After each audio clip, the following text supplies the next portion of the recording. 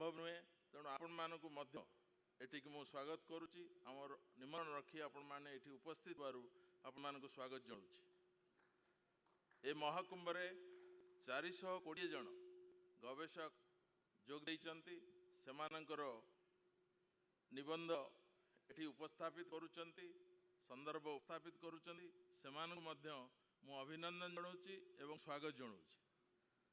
मोर समस्त शिक्षक कर्मचारी एवं छात्र छात्री ए महाकुंभ को समृद्ध करचंती निज श्रम जरियारे एवं समृद्ध करचंती निजर उपस्थिति जरियारे सेतिपाई सेमानकु मध्य स्वागत करुछि। फकीर मोहन विश्वविद्यालय केवल श्रेणीगृहर चारिकांथ भितर शिक्षा और गवेषणा पर एक बृहत्तर प्रसंग को सीमित करी अध्ययन करिवारे विश्वास करे नाही। एही विश्वविद्यालय सर्वदा गुणात्मक और मूल्यबोध युक्त शिक्षा तथा गवेषणा को प्राथमिकता दे आछि। विशेषतः गवेषणा क्षेत्र में गवेषक मानकु गवेषणा संपर्कित नैतिक शिलाचार और प्रकाशन विषय अवधारणा अब्याहत रखापी आमे सामूहिक भाव में समस्त गवेषक निमंते यही गवेषणा और प्रकाशन शिलाचार प्रसंग आधारित कर्मशाला आम भितर प्रतिवर्ष आयोजित करि आसुथु। ए वर्ष ओडिशा सरकार सहयोग एवं ओडिशा सरकार संपूर्ण सहयोगिता आमको ओडिशा गवेषणा सम्मेलन 4 आयोजन करने को सुजोग देइछंती सेतिपाई ओडिशा सरकार को मु धन्यवाद जणाउछि एवं अभिनंदन जणाउछि। एठी उपस्थित ओडिशा सरकार तरफ समस्त अधिकारी मानकु मु स्वागत करुछि। आमर कुल सचिव एवं वित्त यंत्रिक जो मानक सहयोग अक्लांत परिश्रम जो ए सम्मेलन अनुष्ठित होउछि सेमानक मध्य मु अभिनंदन आ स्वागत जणाउछि। एथि सहित गवेषक मानक चलित शताब्दी जुगीय वैशिष्ट्य अनुसार आवश्यक विभिन्न सॉफ्टवेयर विषय रे हैंड्स ऑन ट्रेनिंग सह एठी जो गवेषणा होउछि एवं से गवेषक छात्र छात्री माने एठी उपस्थित थिबारु सेमानक मु स्वागत जणाउछि। विश्वविद्यालय गुड़िकर निजस्व स्वतंत्र व्यवस्था सह उच्च शिक्षा विभाग और ओडिशा सरकार एभली सम्मेलन आयोजन करिवारे भूमिका सुनियो। अध्यापक और छात्र छात्री मान स्वतंत्र गवेषणा अनुदान यार दृष्टांत OURIP एवं मुख्यमंत्री रिसर्च एंड इनोवेटिव प्रोग्राम जरिया जो माने प्रकल्प अधिकारी होइचंती सेमानकु मध्य सम्मेलन को मु स्वागत जणाउछि।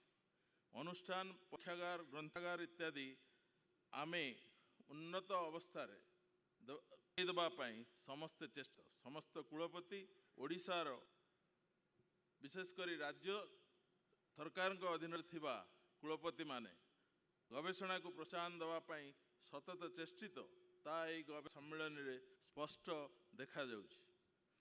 एही परिप्रेक्षी रे बालेश्वर फकीर मोहन विश्वविद्यालय निजको प्रतिष्ठित करबा पई समाज जड़ित धारा जरिया रे आगो बढ़िबार प्रचेष्टा जारी रखिछि। आंचलिक स्थिति रे बालेश्वर परिचय भित्तिरे अविभक्त बालेश्वर जिल्लार परिचय धान पान मीन और फमोहन स्वतंत्र गवेषणा जरिया रे नूतन तथ्य विकसित करिवार पदक्षेप आमे ग्रहण करुछु। फकीर मोहन सेनापति ओडिया भाषा साहित्यर स्वतंत्र परिचय पई होइथिबा लड़ाईर अन्यतम सारथी।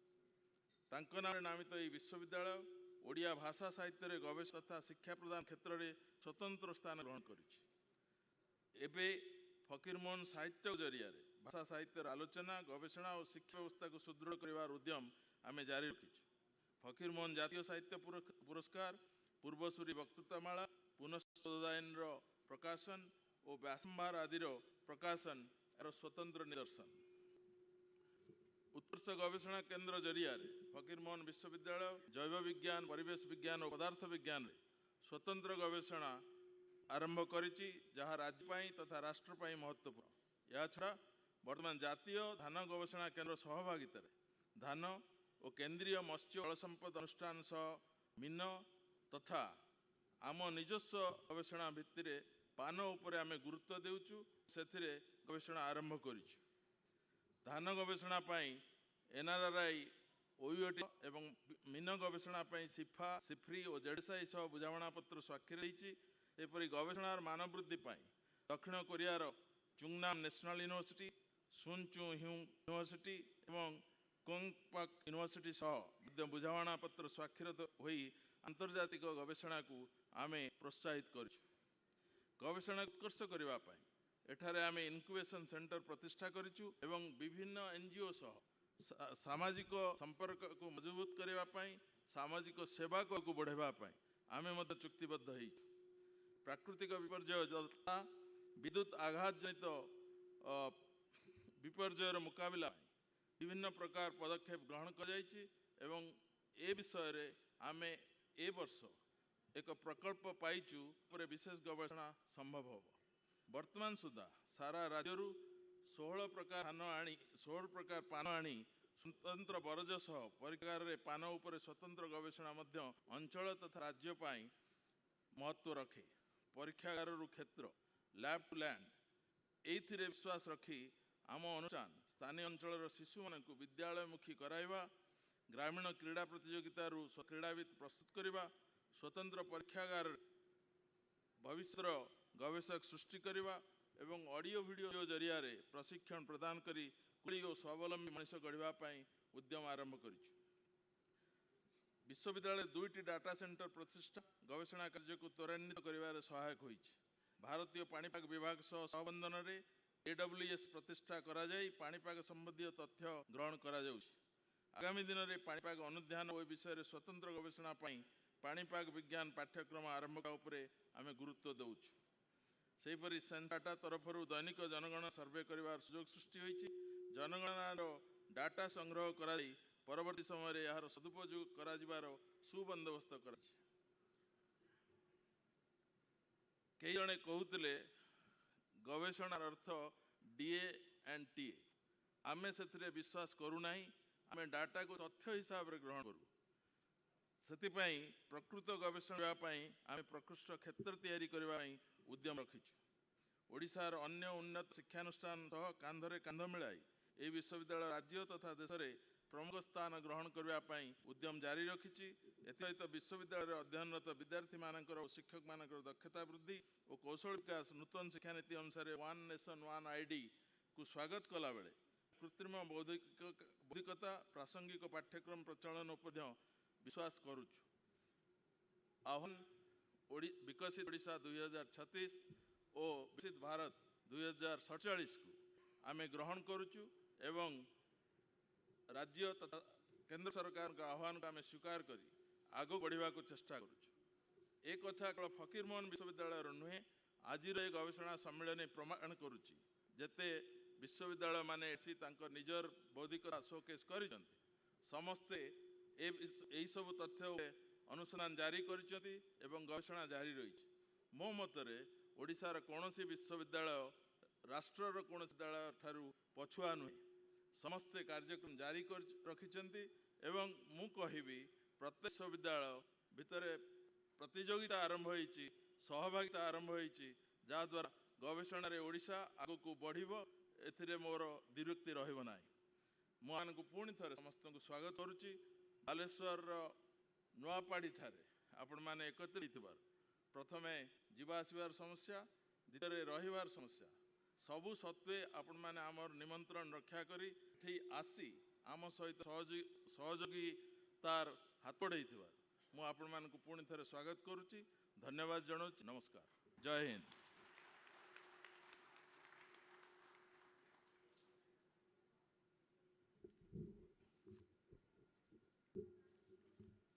धन्यवाद सर आपणकर बहुमूल्य और सुचिंतित मतामत पर।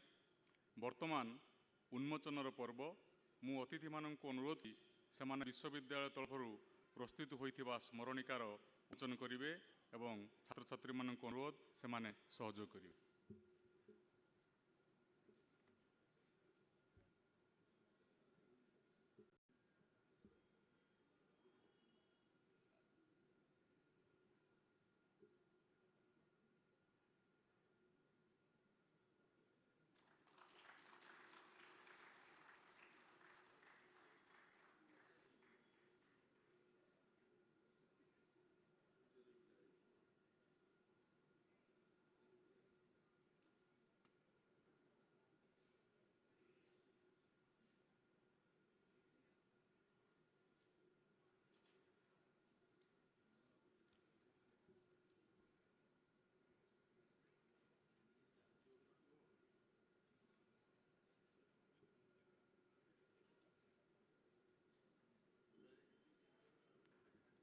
ଆମର ପରମ୍ପରା ଅନୁଯାୟୀ ଆମେ ଆମର ଏଇ ସ୍ଥାନୀୟ ଅଞ୍ଚଳର ଯେଉଁ ଚାଞ୍ଚ ଅଛି ତାହା ସାହାଯ୍ୟରେ ଆମେ ଏଟାକୁ ଉନ୍ମୋଚନ କରିଛୁ। ଆମର ଯେଉଁ କୌଳିକ ବୃତ୍ତି ଅଛି ଲୋକମାନଙ୍କର ତାକୁ ବେଶୀ ପରିମାଣରେ ନିଶ୍ଚୟ ସାହାଯ୍ୟ ହେବ।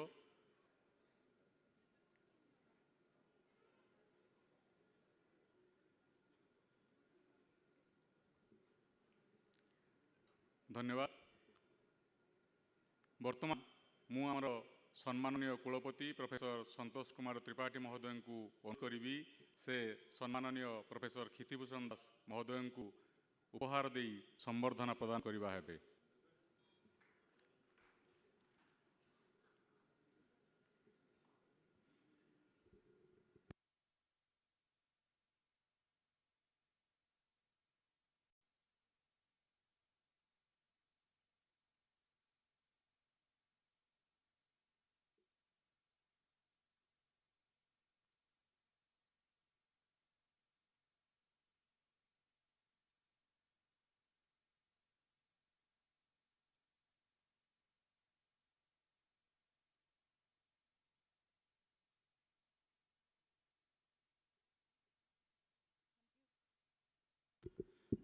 Thank you, sir, for doing the needful. Professor Kshitibhushan Das, Vice-Chancellor, Central University of Jharkhand, Ranchi, has an illustrative career spanning over 44 years. He is the first from the state universities of Odisha to become Vice-Chancellor of a central university. He has served as a member of many important committees of UGC and Planning Commission. He is a National Fellow of ICSSR, the second Odia from social sciences background to receive this prestigious highest research fellowship. His academic credentials are established from the fact that he served as visiting professor in 2 foreign universities in Mauritius and Japan. We are indeed obliged to have Professor Kshitibhushan Das sir with us. Now I request sir to please address the gathering.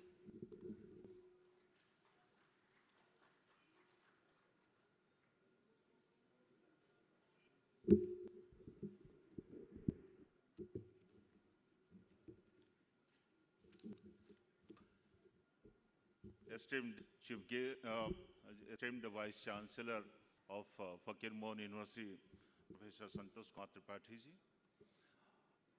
the convener of this conclave, the Chairman of the Council of this university, respected Vice Chancellors, the past and the present ones, the Director, Aizer Bhubaneswar, the galaxies of intellectuals present here, the erudite professors, the faculty members, the registrar of this university, the statutory officers, the researchers, the students, the staff members of this university,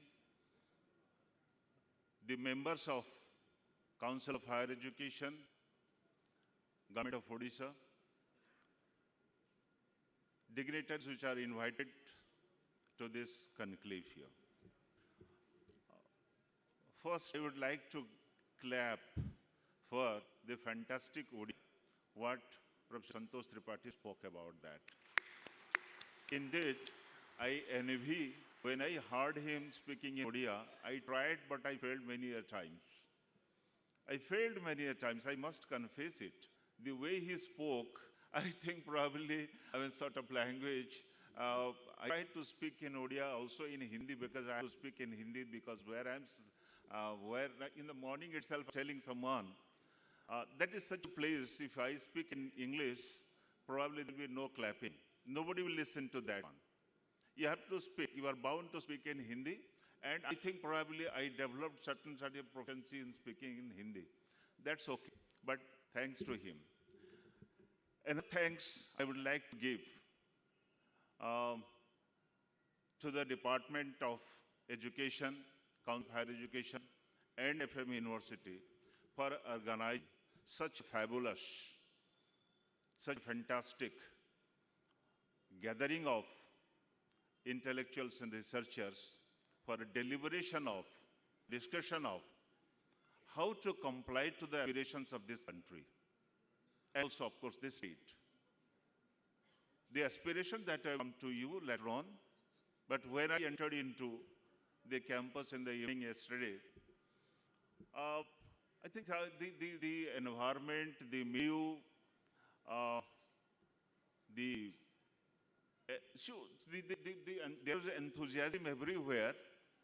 So the late evening I found it. I made some of my good old friends, and it is really surprising when also in the morning there is enthusiasm here. So thanks for that one. When I received this invitation from Professor Tripathi, with whom I served for many years and enjoy a very close rapport with him, I just wanted to know whether this is for the first time this has happened, this event is happening, or it was happening earlier also. So he told me that this is probably third or the fourth time this is being organized here in Odisha. Then I inquired about what should be the purpose. That what matters is, when you invite the brilliant minds to come together, what should be the purpose? What exactly the research can give? Is it to accelerate the research institute, as I heard it? Of course, this is an evolving university, striving hard to establish its credibility. But one thing that I was surprised, during all these conclaves, is there any report which I can say, research for whom and research for what? That is a big question one would like to answer. Research for whom and for what? As I said, is it complying to the aspirations of this country and as well as of the state? There is only one agenda, only one aspiration of this country and this state, already specified, already spelled out by Honorable Vice Chancellor Professor Tripathi. It is Vikshit Bharat, and the way we say, we can say Vikshit Odisha or Resurgent Odisha. And do we have a timeline for that? Vikshit Bharat by 2047 and Vikshit Odisha or Resurgent Odisha by 2036. And we know what is the relationship, why this timeline is fixed. One thing that already, what exactly when we mean Vikshit Bharat, Vikshit Odisha? The way it is conceived, it is not like the Vikshit or the developed nations, developed countries that we witness for other countries. Like Western countries, they have a different definition, etc. Not very materialistic. We are very proud of our soft power. So we say we want a culturally aligned developed country. Culturally aligned developed country by 2047. The same way, a culturally aligned resurgent Odisha, as he says, Asmita, Odisha, Asmita. So that is what you say, taking our culture, our indigenous traditions into account, you must progress, you must go ahead with that. So resurgent Odisha is also like that. But what is the requisite? Let me just inquire about what is the requirement, what is the requisite to become a developed or a Vikshit one. The one point that I always consider is that a dependent country cannot be termed as a developed country. If at all you are dependent on some other countries for anything, you cannot be termed as, you cannot be said that you are developed. In order to become developed, you have to be Atmanirbhar, you have to be self-sufficient, self-reliant. So, once a self-sufficient, self-reliance, what is the necessity of that one? It may be for anything. I say it is about food, fertilizer, fuel, health, defense, energy, technology, whatever you say, anything. You need to be independent. I this is about inside dependent. What is that? Not dependent. So independent. The word that if you dissect it, you find it is inside dependent. We are not dependent on others. That is why we talk about import substitution. Now coming back to that one. To become Atmanirbhar, self-reliant, self-sufficient, what is the prerequisite? That's the question is about. We want a transformation of this country and this state. Transformation is the ultimate, the desired goal. The desired goal is a transformation. We have determination is there, and a roadmap has already been prepared. So that is a transformation, is the ultimate result. The way we have to move is, as our beloved Prime Minister always talks about, reform and perform. So reform matters. You have to take very initiatives. Here also we are for that. We are for reform and perform. What reforms are essential for that? I think probably there were a lot of reform measures, policy options have been taken during all these years, the 10 years if you look at. And the result is that in the bright spot now. So, for transformation, is it adequate? We talk about demographic dividend, we see our resources, we have everything. But the thing is that we are not able to transform it. We need reform measures. The biggest reform of the century, which we can term it mother of all reforms. Mother of all reformers is the National Education Policy 2010. And it has the capacity to make a turnaround, to transform this country. It is futuristic, it's aspirational. It has the ability to transform this country. It has the ability to export skilled manpower to the entire globe. And we can see, if you do some research on that, you can find it there. So that is what reform is, and NEP has the capability, has the strength, has the capacity, all that. So for the perform is concerned, reform and perform, it comes to implementation, the grounding and performing. Whether the policies which are prepared, the forms, whether they are being implemented in the ground, is there any ground related to that one? And how it is being implemented. There are key two drivers of development and growth. There are two. One is an innovation and there is entrepreneurship. So innovation and entrepreneurship, the two sides, not one side. They are not two sides. They are complementary to each other. And these are two driver growth and development. There is no way out. When we talk about this innovation, you see, we are here to deliberate on that. We have studied it from time immemorial. History is the witness. You can find, it has already been proved, there are evidences, starting from industrial revolution to digital era. Wherever you find, these are two criteria contributed for the growth and development of any country. We have evidences present also. Very small countries I am referring to, South Korea. Last year I had been to, we have some MOU with South Korean universities, 3 universities there. I've seen it, the way they perform, they do these things, the provinces, South Korea, Singapore. You talk about Israel. Sure, Israel, what is doing? Already demonstrated its capability. Small countries, Taiwan. So all they have demonstrated, already proved. Very small countries, I'm not referring, even Switzerland. So innovation, all these things that I'm talking about, only 1 or 2 companies. When I went to South Korea, I found SIA.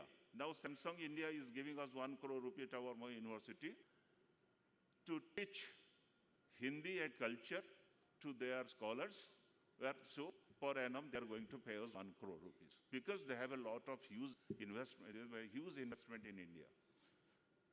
So we have also got offer from Sri Lanka. So anyway, that is another part. This is about, it's about this, how they are dominating the electronics, the ICT, the automobiles, the defense. They have dominated it in the entire world.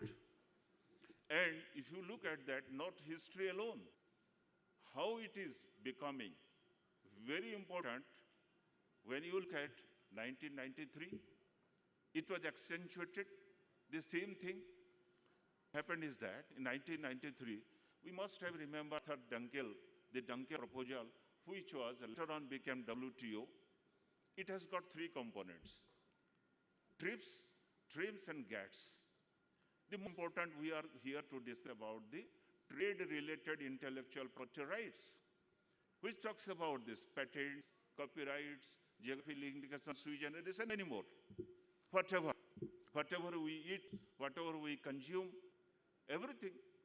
So, any country which has more number of patents, they dominate.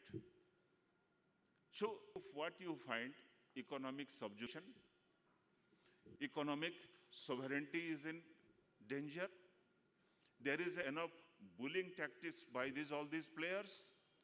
Recently, I was going through a report wherein in America itself, there are more than 20 lakh patents,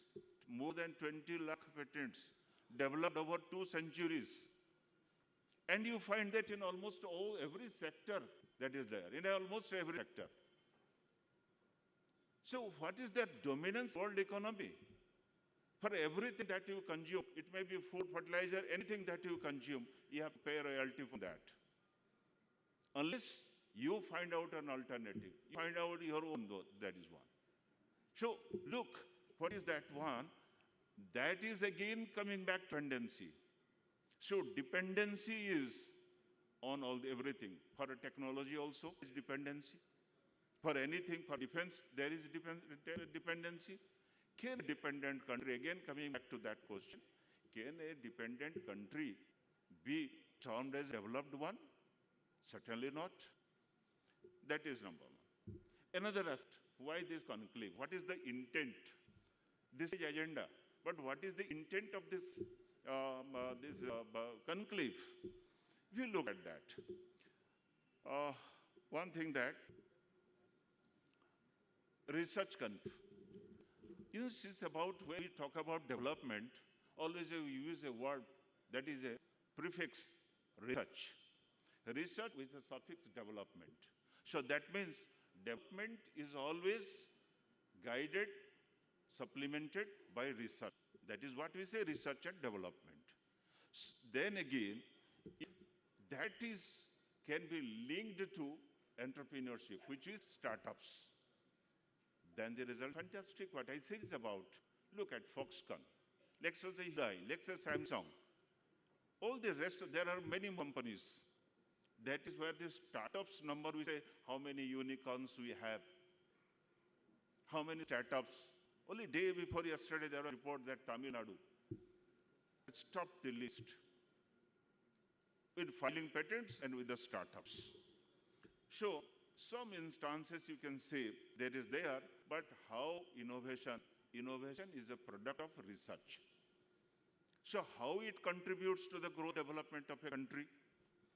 As we know about this, that innovation only contributes in designing and developing new products, new process,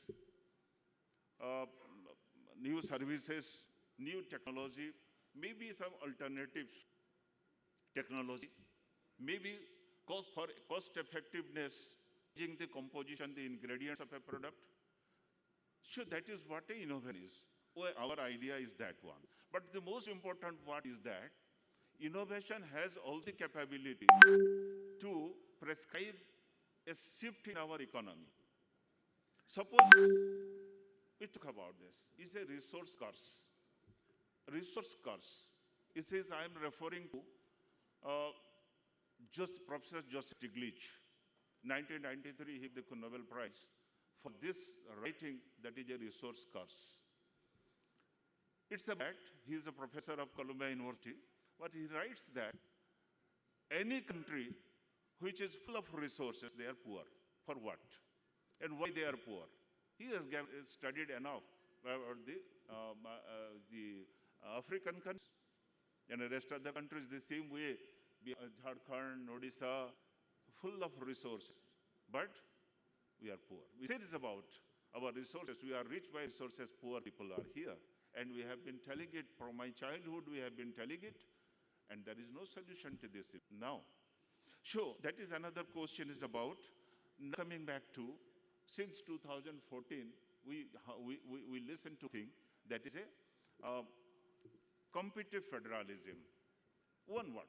It's just, I think probably there are students of political science or teachers, they must be aware about this competitive federalism. There is, because competition always gives impetus for growth. Where there is no competition, there is no growth. That is there. So this is a competitive federalism. This is a federal country. And every state now, as he says about Professor Tripathi was saying, now university has started competing with each other. That's fine. That's a very good, I think probably that is a good thing that is happening in the state. So also, there is a competition going on in this country among the states, which can attract more FDIs, which can attract more technology. That is fine. That is fine. If you look, where do you stand really with regard to that? Do you know that Odisha, maybe after 24 years, we are a low middle income economy. Low middle income economy. Very recently, we have passed the low income status. See, despite having the 11th largest size so far the population is concerned, 4th largest so far the size of the economy is concerned, but still we are lagging behind so far the per capita is concerned. Per capita income is far below than that of the national income, national average. That is what I say.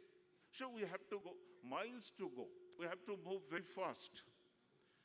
We have to formulate strategies. How can we do that? Now, one report that I am going to make the students, researchers aware about this, because research, in order to build a career in research, what is required that? Look, Niti Aayog declares a report, announces a report every year. In 2024, they also given a report about the innovation index of this country. Do you know where our state stands? What is the position of Odisha there? It stands at the 16th number out of the 17 major states. Only Chhattisgarh is behind us. The rest other states are above us. Earlier, when in 2019 it was started, we were at the position of 12. Now we have come down to 16th position out of 17 major economies. Now Karnataka, Telangana, Maharashtra, Delhi, Haryana, look at their performance. Even the average, the index that is being prescribed is 14.2. But whereas Odisha has secured only 11.42, not even able to touch the average. And we touch where competitiveness, innovation, everything that we talk about, but where do we stand? As so far the global index, global innovation index, if you have referred to, look, where do India stands? In 2015, it was 81st, 81 rank. Now, by this time, 2024, it has come to, who can say it? It is 39th position. A leap of, that is a leapfrogging, we say, it's a leapfrogging to 42 ranks ahead. Look, when India is progressing, going ahead, what happened to this state? We are known for intellectual pursuit. Odias are basically known across the country for their intellectual pursuit. But what is happening? So that's a big question. And in order to become a high-income economy, even middle-income economy, because we know about the environment is volatile, and at any point of time, we can slide to again low-income economy, unless we maintain it. So that is also a question. What is the stress and what are the potentials? This is to be deliberated. This is the intent of this CONCLAVE, wherein the academic leaders are here. They have to take a call on this. We talk about yesterday evening. I was just talking to one of my good friends, whom I consider my younger brother, who is involved in policy making friends. I just inquired one question. After my dinner, I was going around. I asked this about that. What exactly is happening? What type of decisions you are taking with regard to research? He should not misconstrue me, misunderstood me. If he's here, my request is that it is not, I'm not personally accusing someone here. It's about I surprised to see, sir, PM Musa में पैसा आसी थिला, और हमें से पैसा को हमें साउथ, नॉर्थ, वेस्ट, ईस्ट करके बांटी दलु. कौन time Meru? What is the meaning of Meru? It's a multidisciplinary research intensive university. So it is the now. Have you verified the research credentials of these universities? Their research file, their research prospects. So unless distributing money is not a solution. So you see about, if I say, I want Central University Jharkhand to be transformed into a multidisciplinary research-intensive university, maybe 15 years, 20 years down the line. Overnight, it cannot happen. It needs time, maybe 15, 20 years, but the journey must start it from today. It's about policy making. I have to see that how many crores of rupees I have brought in as my research projects in consultancy. When I recruit, I always see 50% teachers must be engaged teaching. 50% maybe for a research orientation. That is what I say when I interview. I always look at the research profile, whether they can really do some research work or not. And gradually you have to build the research infrastructure. You have to go for collaboration. There are many more things. Whether in Odisha, one or two universities, because if I have money limited resources, you cannot distribute it like this. You have to identify one or two universities which can transform into multidisciplinary teaching come research intensive universities. Because it gets huge money, huge money.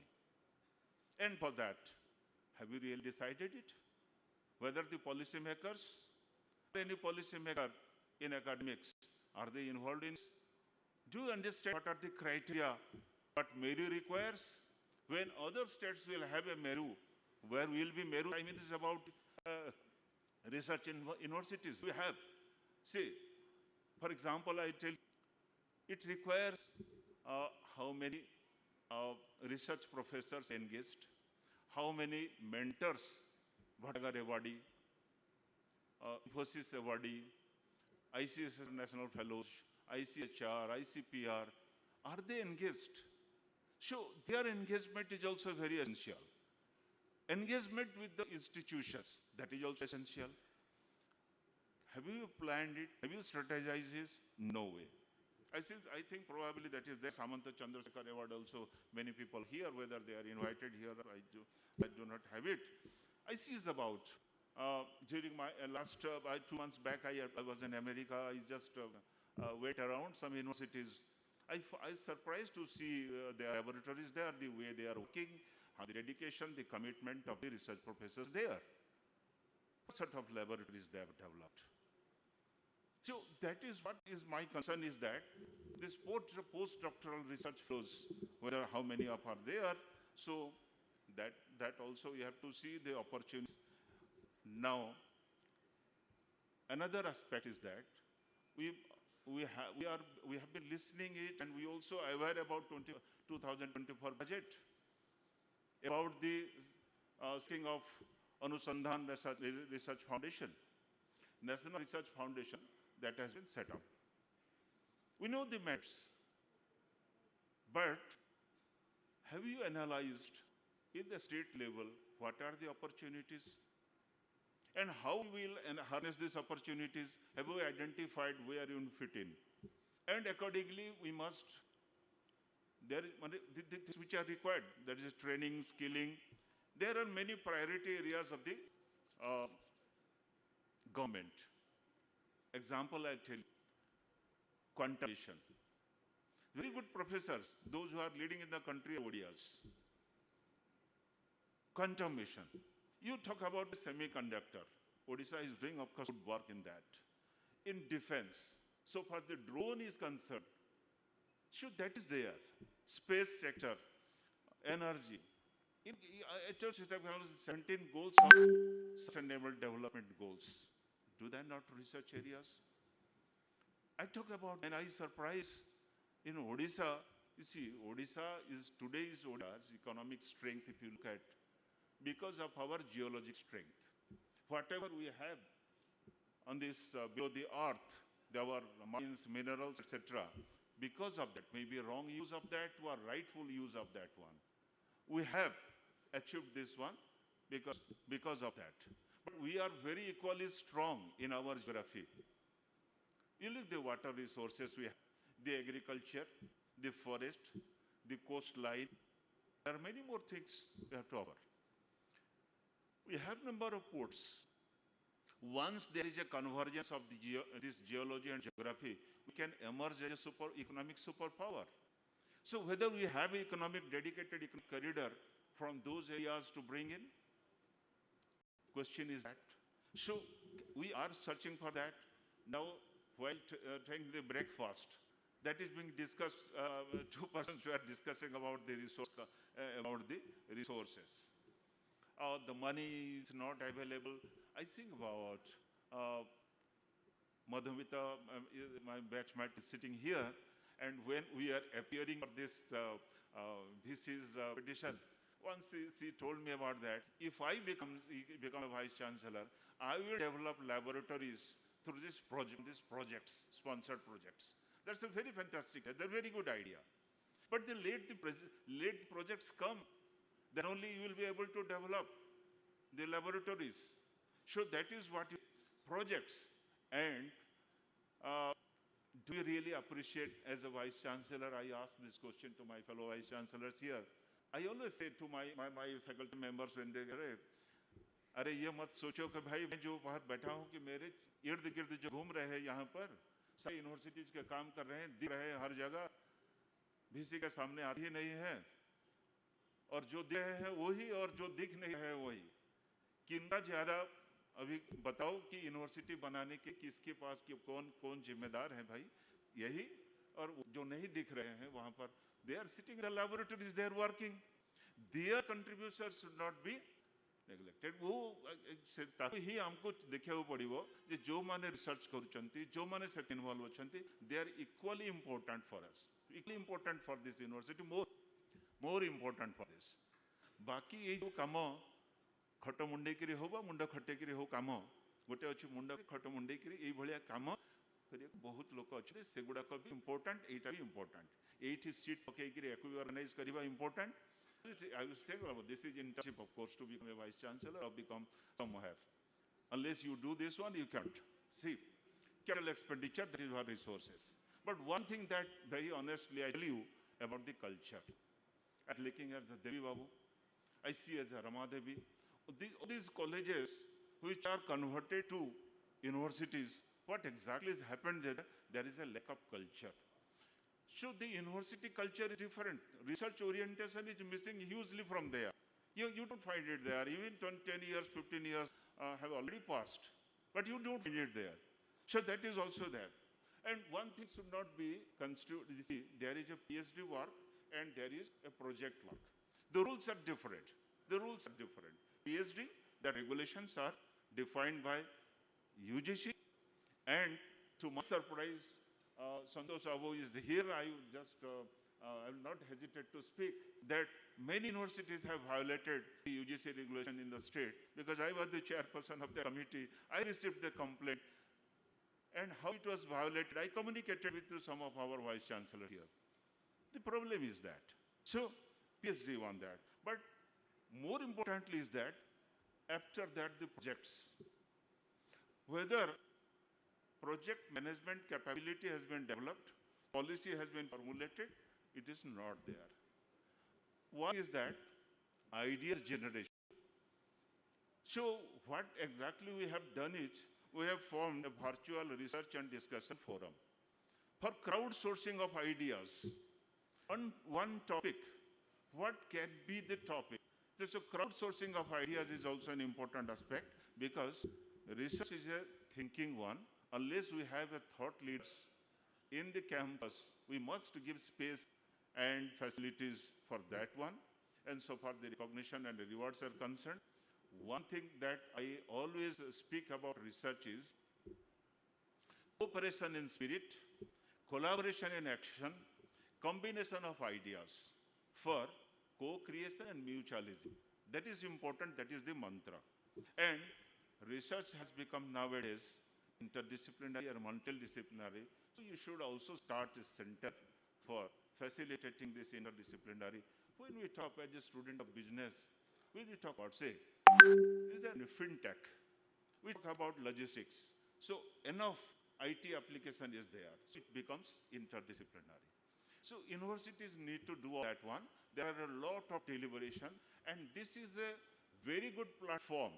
I think I must thank again for this platform, for this deliberation, for all these things, where you can find out the ideas, the things, the ways, the attitude.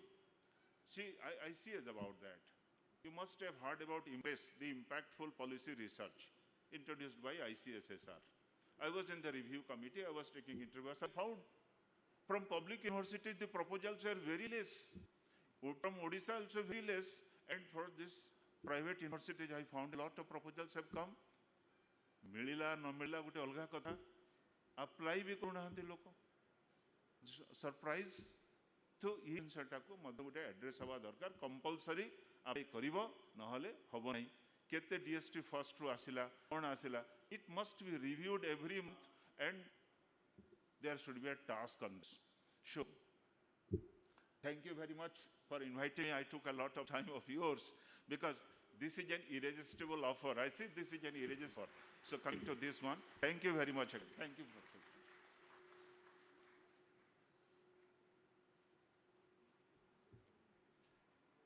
धन्यवाद sir आपणकर बहुमूल्य मतामत और सहयोग पाई। Professor Bhaskar Behera से वर्तमान bioscience and biotechnology विभाग professor भाव कार्यरत। अधुना से फकीर मोहन विश्वविद्यालय स्नातकोत्तर परिषदर अध्यक्ष भाव अवस्थापित अच्छा। प्राणी विज्ञान जड़े निष्ठापर गवेषक भाव से परिचित। ए अवसर में मु प्रोफेसर भास्कर बेहेरा अध्यक्ष स्नातक परिषद को आनुष्ठानिक धन्यवाद देवाई अनुरोध करुच्ची सर।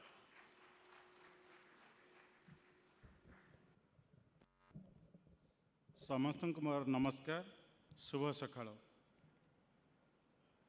माननीय प्रोफेसर क्षितिभूषण दास महोदय, कुलपति केंद्रीय विषय खंड, सम्मानास्पद कुलपति प्रोफेसर संतोष कुमार त्रिपाठी, फकीर मोहन विश्वविद्यालय, उपस्थित राज्य तथा राज्यभार समस्त कुलपति महोदय, उपस्थित समस्त डाक्टर जातीय गवेषणा संस्था, उपस्थित समस्त अनुबंधित महाविद्यालय फकीर मोहन विश्वविद्यालय, esteem members of Odisha higher education council, उपस्थित बालेश्वर समस्त मान्यगण्य व्यक्ति विशेष, माननीय कुल सचिव, वित्त नियंत्रक, परीक्षा नियंत्रक फकीर मोहन विश्वविद्यालय, मोर समस्त अध्यापक अध्यापिका कर्मचारी वृंद एवं गणमाध्यम प्रतिनिधि तथा उपस्थित मोर प्रिय समस्त छात्र छात्री, मु सर्वप्रथम गौरवान्वित दे आमर परम भाग्य आमे आज जहाँ को पाइचु मुख्य अतिथि भाव से प्रोफेसर कुलपति झारखंड स्थित केंद्रीय विश्वविद्यालय से आम पाखे जोगदे गवेषणा सम्मिलित प्रसंगिता संपर्कित तथ्यपूर्ण वक्तव्य रखी आमको धन्य करिसेंती। एही अवसर प्रोफेसर दास महोदय को आंतरिक धन्यवाद और कृतज्ञता ज्ञापन करुच्ची। आमर ये गवेषणा सम्मेलन में अंशग्रहण करी एक समृद्ध गवेषणा परंपरा निर्देश परिवेशन करने सहित गवेषणात्मक मीमांसा वितरण करिथिबा समस्त विश्वविद्यालय कर्तृपक्ष बृंद को यही अवसर में आंतरिक और कृतज्ञता जनाऊँगी। आईसीफा, ICAR CIFRI, NRI Cuttack, OUTR, ZSI Kolkata, government of India प्रमुख जातीय गवेषणा संस्था यही गवेषणा सम्मेलन में अंशग्रहण पूर्वक राष्ट्र निर्माण क्षेत्र में निज निजर उल्लेखनीय योगदान संपर्कित आधार सुजोग देथिबा हेतु आपण मानक निकट में आंतरिक धन्यवाद और कृतज्ञता ज्ञापन करुच्ची। सेहीपरि भाव में ITR Chandipur, PA Chandipur, government of India एथिरे अंशग्रहण करी किपरि विज्ञान और प्रजुक्ति विद्यार पारदर्शिता लाभ करी प्रतिरक्षा सामर्थ्य विकसित करा जायछि तार प्रदर्शित पूर्वक एक जातीय गौरव वृद्धि करने आपण मानक निकट आंतरिक धन्यवाद और कृतज्ञता ज्ञापन करुच्ची। सर अदम्य साहस एक महत् उद्देश्य रे निजर उतन पद को टेकी नहीं यही गवेषणा सम्मेलन सफलता निमंते बहु श्रमदान कर आमर विश्वविद्यालय प्रिय कुल प्रोफेसर संतोष कुमार त्रिपाठी महोदय को मोर आंतरिक धन्यवाद और कृतज्ञता ज्ञापन करुच्ची। एसहित उपस्थित समस्त विद्यामंडली गवेषक गवेषिका विद्यार्थी कर्मचारी वृंद गणमाध्यम प्रतिनिधि और समस्त मान्यगण्य व्यक्तिविशेष को मो मोर अंतरर धन्यवाद और कृतज्ञता ज्ञापन करुच्ची। समस्त को पुणी थे धन्यवाद। वंदे उत्कल जननी, जय जगन्नाथ।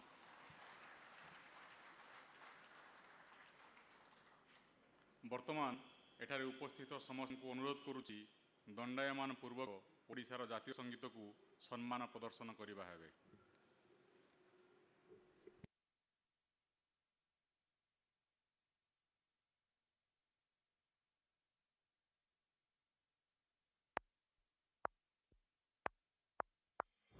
वंदे उत्कल जननी, वंदे उत्कल जननी, वंदे उत्कल जननी।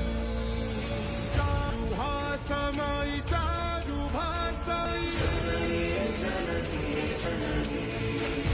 भूत भयो विधौत शरीर, ताल कमाल सुशोभित धीरा, शुभ्रतरि कुल शिखर समीरा। जननी जननी जननी। घन घन वन भूमि राज्य अंगे, नीलभुधर मानस रंगे। कल कल मुखरित चारु विहंगे। जननी जननी जननी। सुंदर सारी सुशोभित क्षेत्र, ज्ञान विज्ञान प्रदर्शित नेत्र, योगी ऋषि गण गज पवित्र। जननी जननी जननी। सुंदर मंदिर मंडित वेश, चारु कला बलि शोभित वेश, पुण्यतीर्थ जय पूर्ण प्रदेश। जननी जननी जननी। उत्कल सुरवर दर्पित गेह, हरिगुण शोणित चर्चित देह, विश्व भूमंडल तवर स्नेह। जननी जननी जननी। कवि गुण मोणि सुनंदन वंद्य, भुवन विघोषित कीर्ति निंद्या। धन्ये पुण्ये चिर सुरंगे। जननी जननी जननी।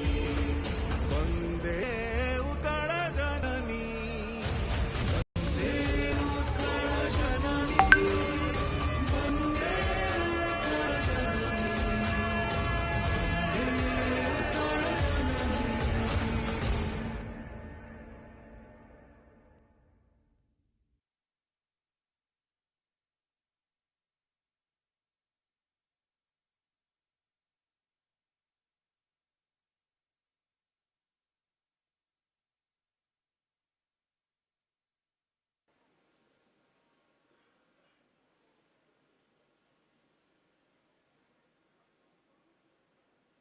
ए अधिवेशन परिसमाप्ति पूर्व विशेष घोषणा करने को चाहूँगी। आम गणरू गतकाली आमर जड़े सहकर्मी कुलपति तथा युव कुलपति प्रोफेसर संजय पति विदाय नहीं देहांत होती मु समस्त को अनुरोध करी समस्ते निज निज जगार ठिया है 1 मिनिट प्रार्थना करेंगे।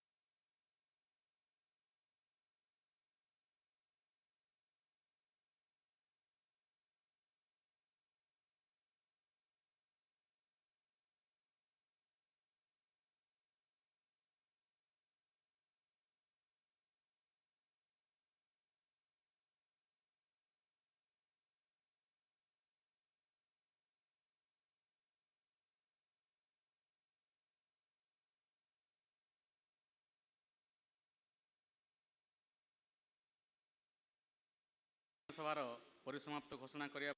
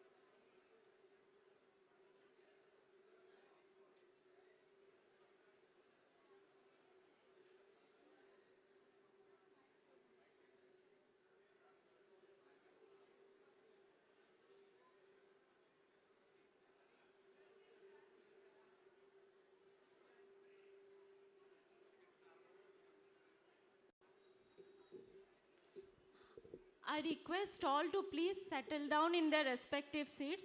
We will shortly begin our roundtable discussion on research and innovation in state universities of Odisha.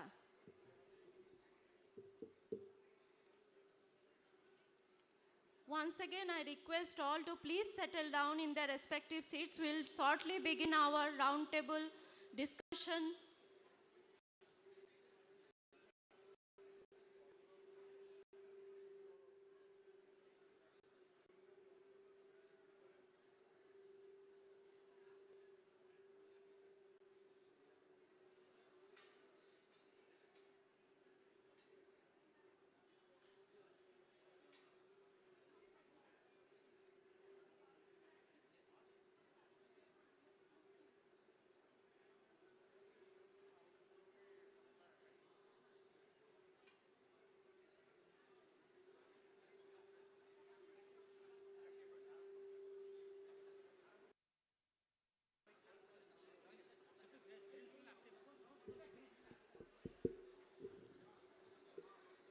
Odisha Research Conclave, an initiative of Government of Odisha, aims for dissemination of knowledge and highlighting a vibrant research culture prevalent in state public universities of Odisha.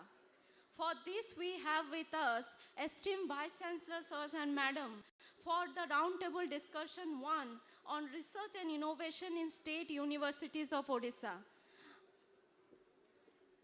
I now invite our esteemed Vice Chancellor, Fakir Mohan University, Professor Santosh Kumar Tripathi, sir, to please come on to the dais and chair the session.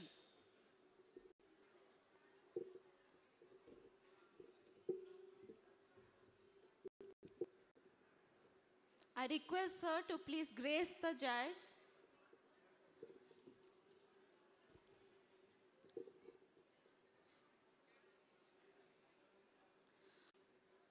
We have with us today Professor Geetanjali Das Madam, esteemed Vice Chancellor of Berhampur University.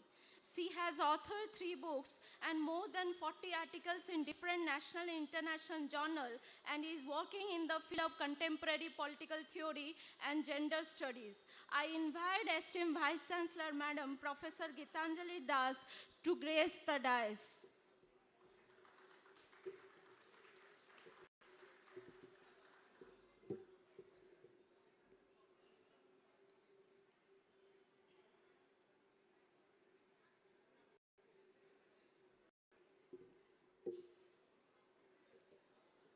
We have with us today Professor Amiya Rath sir, esteemed Vice Chancellor of B.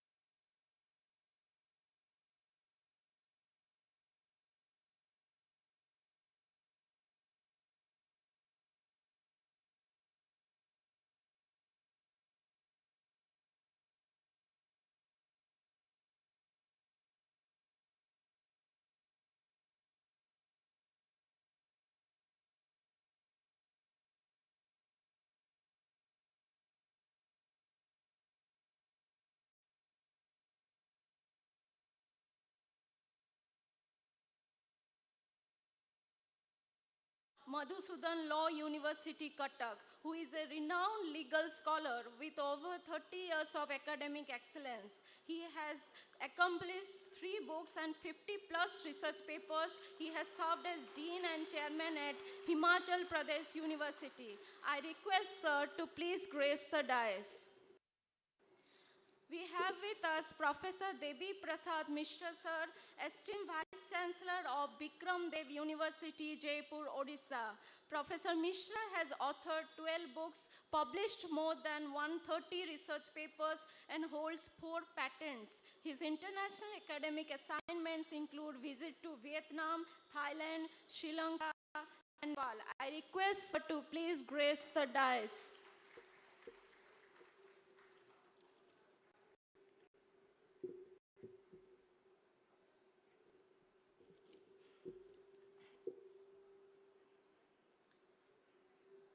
Thank you. I now request the dignitaries on the dais to please inaugurate the product and patent corner.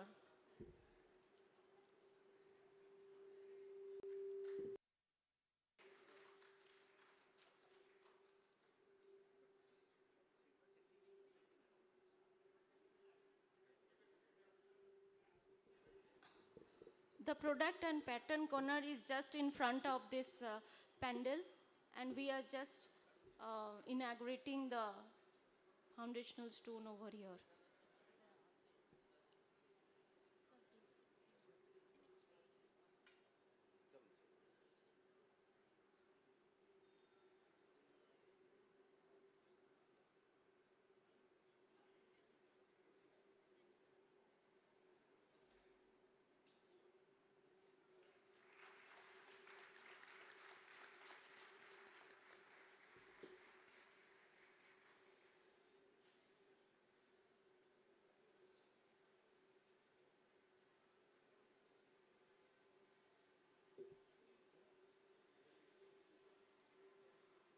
I request all esteemed Vice Chancellor to please kindly be seated.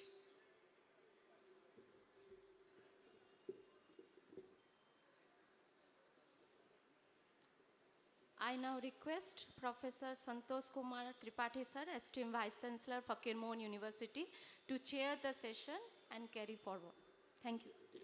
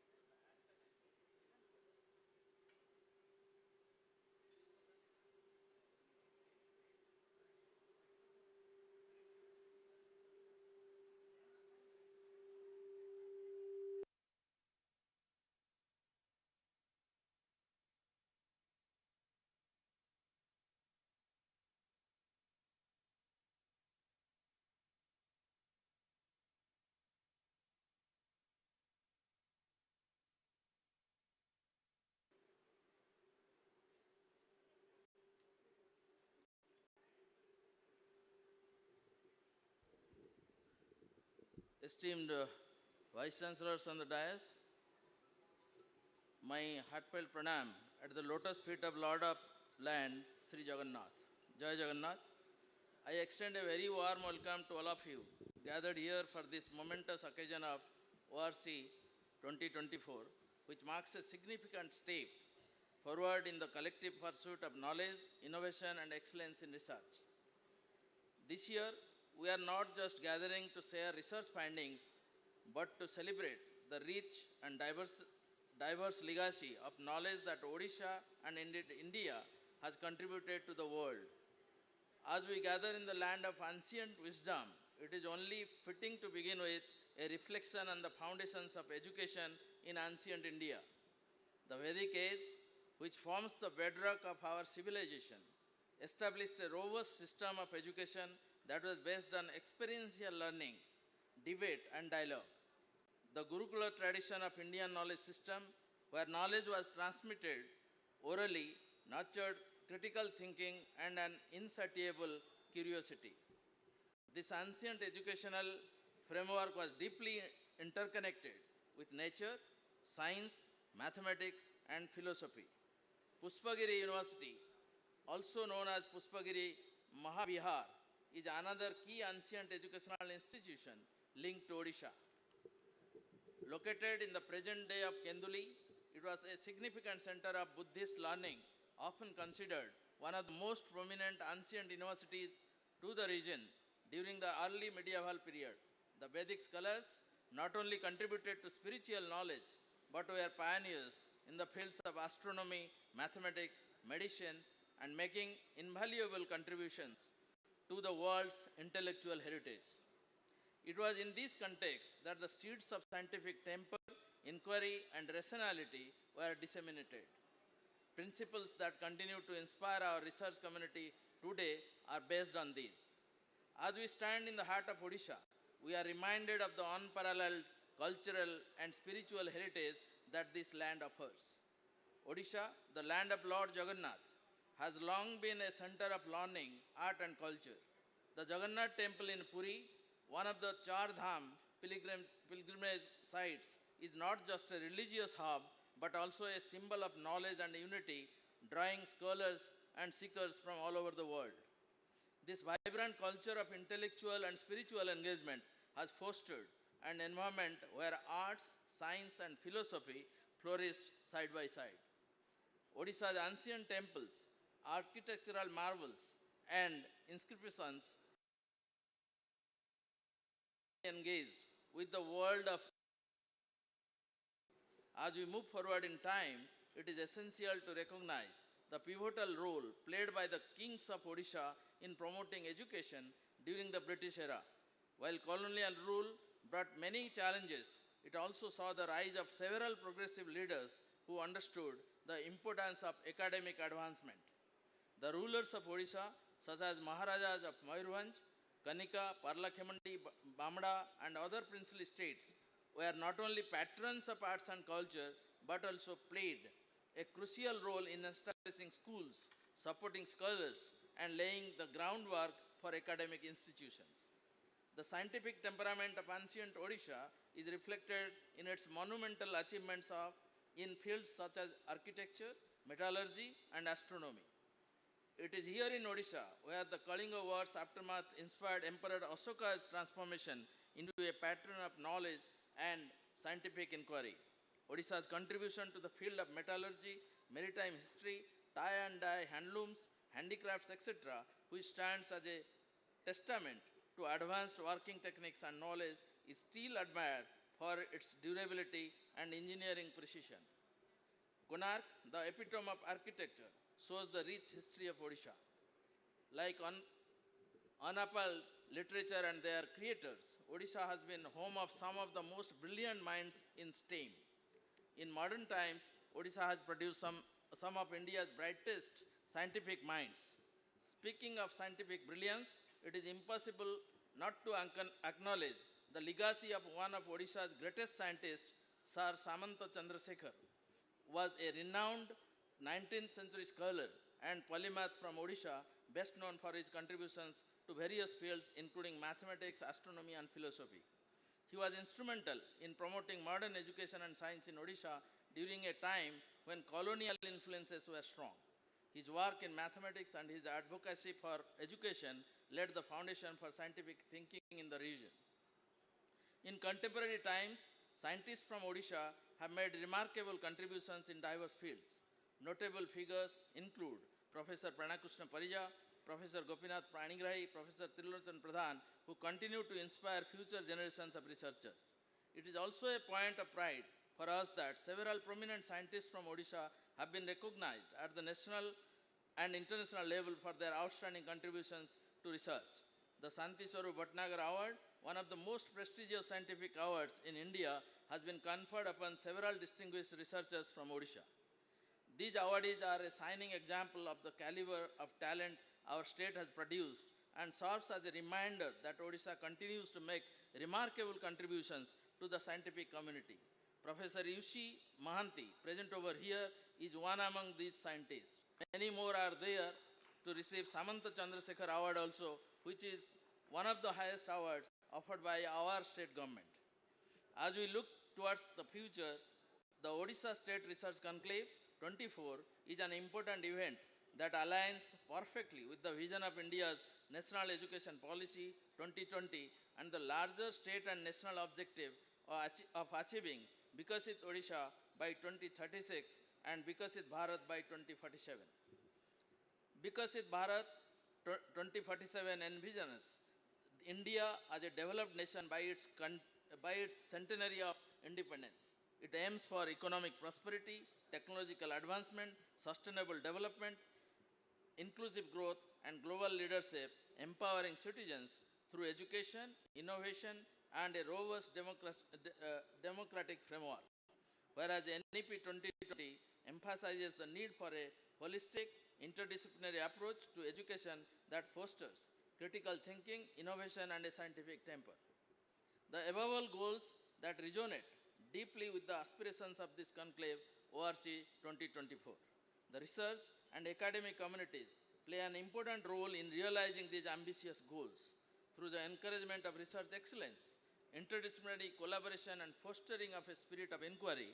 ORC 2024 exemplifies the type of academic engagement that will be necessary to achieve the vision of a developed and prosperous India by 2047. Odisha, with its rich legacy and vibrant presence, has a unique opportunity to contribute significantly to this version. As we embrace the challenges and opportunities of a rapidly changing world, this conclave provides the platform to share ideas, foster collaborations, and collectively work towards the realization of a more sustainable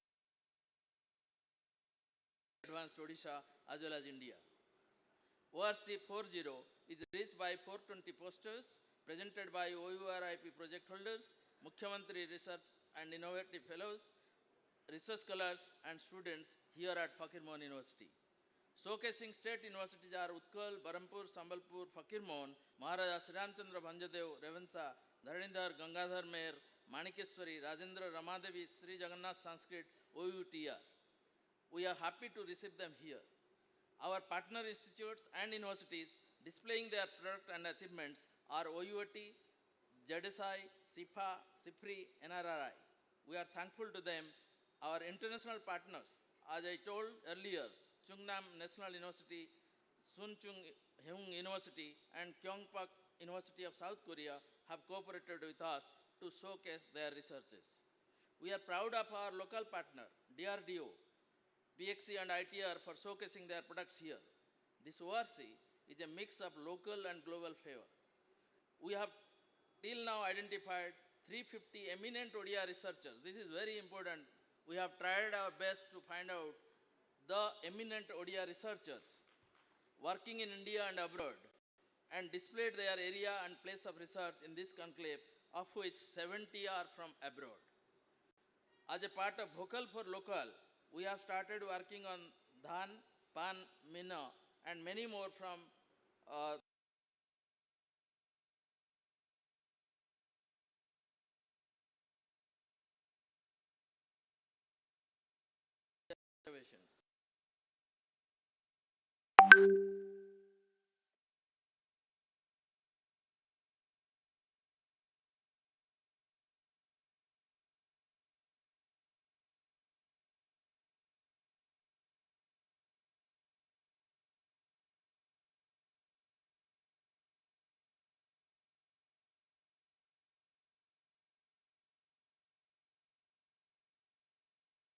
Science and human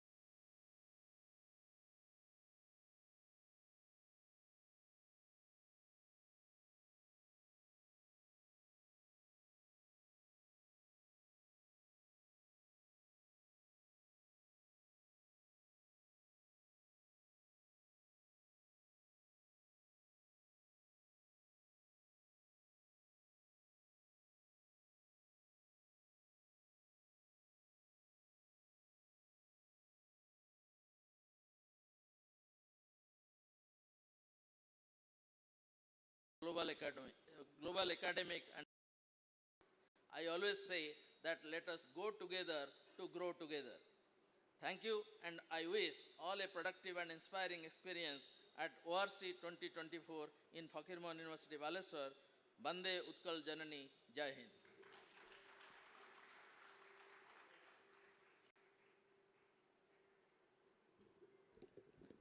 Thank you so much, sir, for your valuable address. Now I request esteemed Vice Chancellor of Berhampur University, Professor Gitanjali Das Madam, to please address the gathering.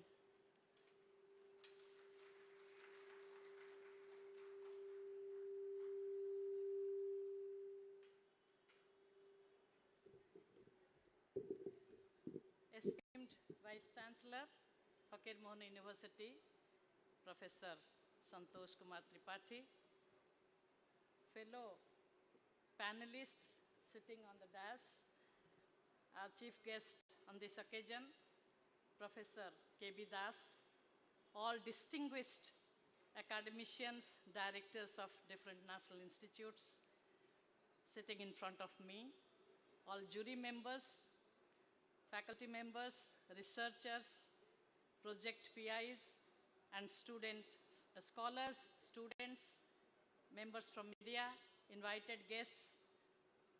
I congratulate all of you on this occasion, and I congratulate the State Higher Education Council members and Fakir Mohan University to have organized such a Mahakumbha. What Professor Santosh Kumar Tripathi says, it is really a Mahakumbha of research. So this is indeed an opportunity to showcase the research done in various parts of Odisha and also in different institutes, national institutes located in Odisha, and to interact with each other to have a stronger research ecosystem in Odisha. I congratulate all of you on this occasion. And it is always a pleasure coming back to Fakir Mohan University. I feel so nostalgic after reaching here after a long period of time, where I have spent 15 years of my career in this campus and around 22 years in this city, serving even in the Fakir Mohan College. So I really feel proud to be here. And already Professor Tripathi has elaborately discussed the research ecosystem in Odisha. We are sufficiently giving a background of the research ecosystem in Odisha. The state universities play a pivotal role in shaping educational landscape of our glorious motherland. With its rich cultural heritage and growing emphasis on education in Odisha, state universities are increasingly becoming hubs of research and innovation. However, this transformation comes with its own sets of challenges and opportunities. Odisha is home to several state universities and private universities. These institutions have made significant strides in fostering research in fields such as social sciences, natural sciences, and regional studies. Initiatives like the Odisha Higher Education Program for Excellence and Equity, OHEP, have further boosted research infrastructure and funding. However, despite these efforts, research outputs from state, public, and private universities in Odisha lags behind national and global standards. Professor Das was speaking very elaborately on the opportunities and challenges taking place in this field. Limited publications in high-impact journals and lack of patents highlight the need for more focused research initiatives. Research in these universities require substantial financial resources, which are often limited to in-state public universities. Funding constraints hinder the establishment of advanced laboratories, and the procurement of cutting-edge technology. Most importantly, talented researchers and academicians often migrate to central universities or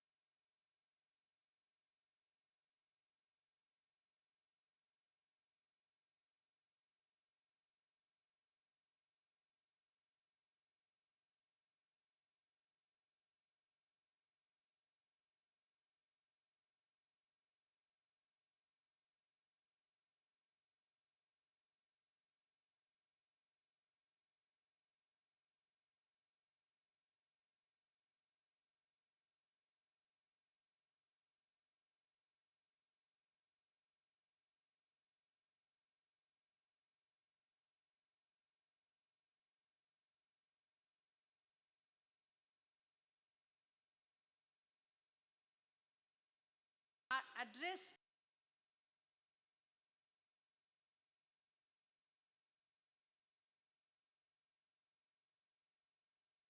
can equip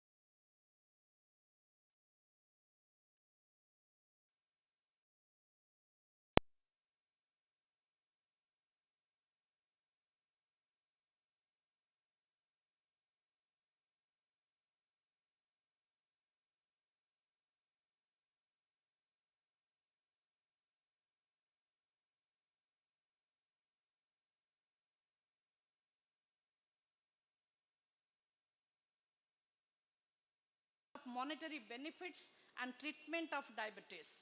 In another research, the center has prepared and tested an engineered nanomaterial which can be used to effectively treat the industry effluent for carcinogenic dyes in the presence of sunlight. A state-of-the-art laboratory is established in the center to produce single particles of light, photons, and use of sensing applications. This lab is the first of its kind in the eastern India. In terms of its best practices, the center conducts outreach programs for school students, summer internship for undergraduate students, established new collaborations for interdisciplinary research, and facilitates the teachers from other institutions with its experimental facilities for the research work. There is another center of excellence in bioprospecting of ethnopharmaceuticals of southern Odisha to explore their potential against cancer, infectious and autoimmune diseases. which was established in 2020 at the erstwhile Kalikot University with a funding of 400 lakhs from OHEP, Department of Higher Education, Government of Odisha, and has become an integral part of Berhampur University since 2021 after the amalgamation of the Kalikot University. Last year, the center was succeeded for obtaining sustenance grant from MRI, Government of Odisha. At present, it possessed with a laboratory facilities for phytochemical analysis, plant tissue culture, animal cell culture, bioprocess engineering, and functional genomic studies have been housed in the second floor of CIC building. As a sustainability measure, the COE has already mobilized 485.69 lakhs through several R&D projects funded by national agencies such as DBT, SCRB, and ICMR, and state agencies such as DST and OHEC, Government of Odisha, in addition to the grants released by OHEC Higher Education Department. Moreover, the DBT, Government of India, has been supporting MSc Biotechnology program with 180 lakhs to one of the associated PG Department of Biotechnology, and the Department of Biotechnology has also received DST FIST support just 2 days back. An amount of 85 lakhs will be given to this department by Government of India. There are some patents and 47 SCI indexed publications have been published. 2 anti-malarial and anti-filarial compounds have been discovered. It has been discovered by the department, and many more things are being conducted in this Center of Excellence. Apart from this, we support the research scholars and young researchers by motivating, by encouraging them, by seed funding, awards for the best publication, awards for securing maximum funding, best research award for students, financial assistance for patents, support to organize seminars and conferences, etc. We have 48 R&D projects, including one international project which has been supported by the Government of UK. The total amount of grant is around 1720 lakhs, maybe more than that. We have 14 patents, 4 products, 8 products are in process. 17 outreach activities have been conducted by different departments. Our MMTTC center is recognized by UGC, conducted 6 number of NEP courses, and many more are in the pipeline. We are ranked among the state public universities within 51 to 100 among state public universities by NIRF. We have signed a number of MOUs, 40 MOUs with national and state level institutions and universities for collaborating in research like ISER, BSI, ZSI, IMMT, ICMMR, University of Hyderabad, OUAT, Ramadevi, and many more universities and institutions. And we have also approved around 20 scientists as approved guides of Berhampur University very recently. Recently, a team of faculty members of different institutions of the country, led by the Department of Environmental Science as the project coordinator, has received a longitudinal and multi-institutional study on human-wildlife conflict mitigation funded by ICSSR at a project cost of 2 crores rupees. A Center of Environment, Fishery, Aquaculture Sciences, CIFAS, delegation visited Marine Science Department to explore future research collaborations. Under the Ocean Country Participation Program, and 8 students of PG Department of Marine Science have been awarded scholarship for their post-graduation studies. 2 discoveries have taken place, 1 fish and 1 amphipod by our faculty members. One of our ZSI partner, Dr. Anil Mahapatra, is also a part of this discovery. He is also sitting in my front. As many as 48 research scholars are working in different projects funded by various funding agencies, including Odisha State Higher Education Council. It's a matter of great pride that the Department of Science and Technology has already sanctioned under DST FIST to PG Department of Biotechnology for equipment and SSR activities. The third research scholar conclave was organized in the month of September. 160 scholars have showcased their research from various PG departments. Our library also plays an important role in facilitating research. It is completely automated using ILMS Sol 2.0 software. Digital library having 70 computers are provided to have access to digital resources.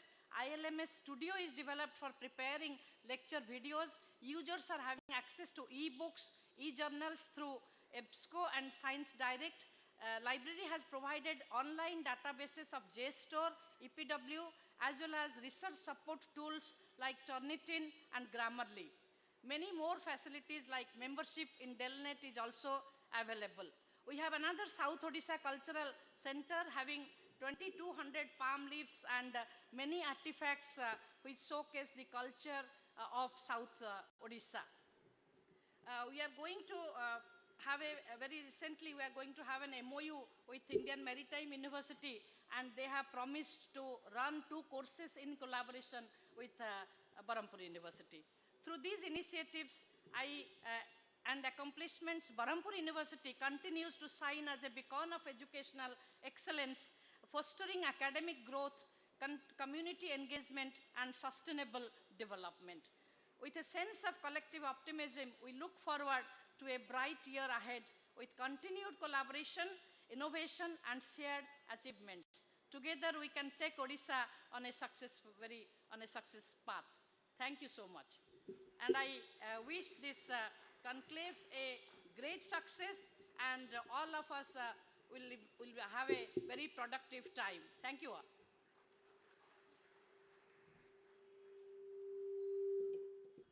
Thank you, madam, to be once again with us at Fakir Mohan University.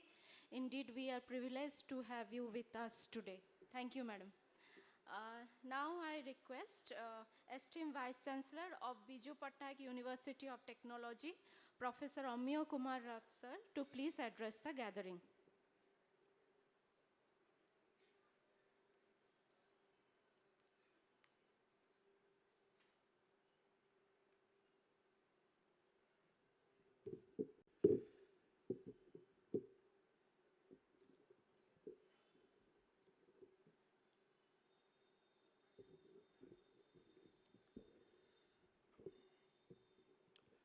My fellow Vice Chancellors of different state universities of Odisha, Professor Ganguly from ISER, I could see Madhumita Das, former Vice Chancellor, Professor Guru and others from department.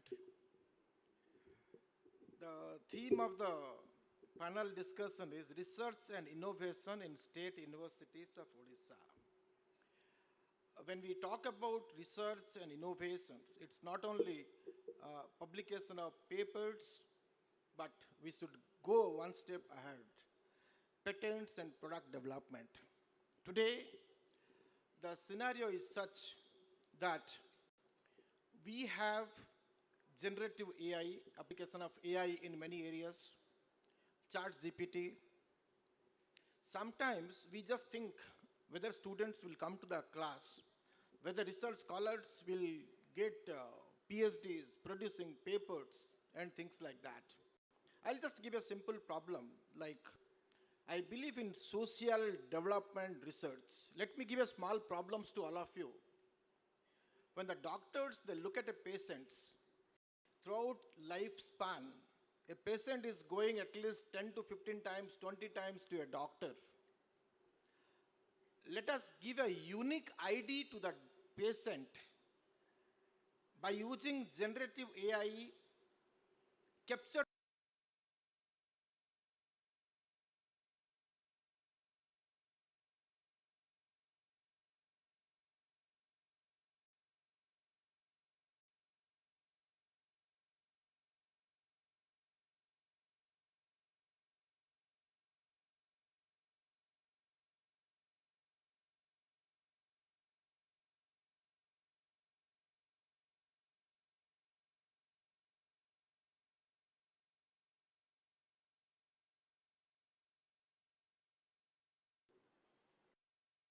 in India.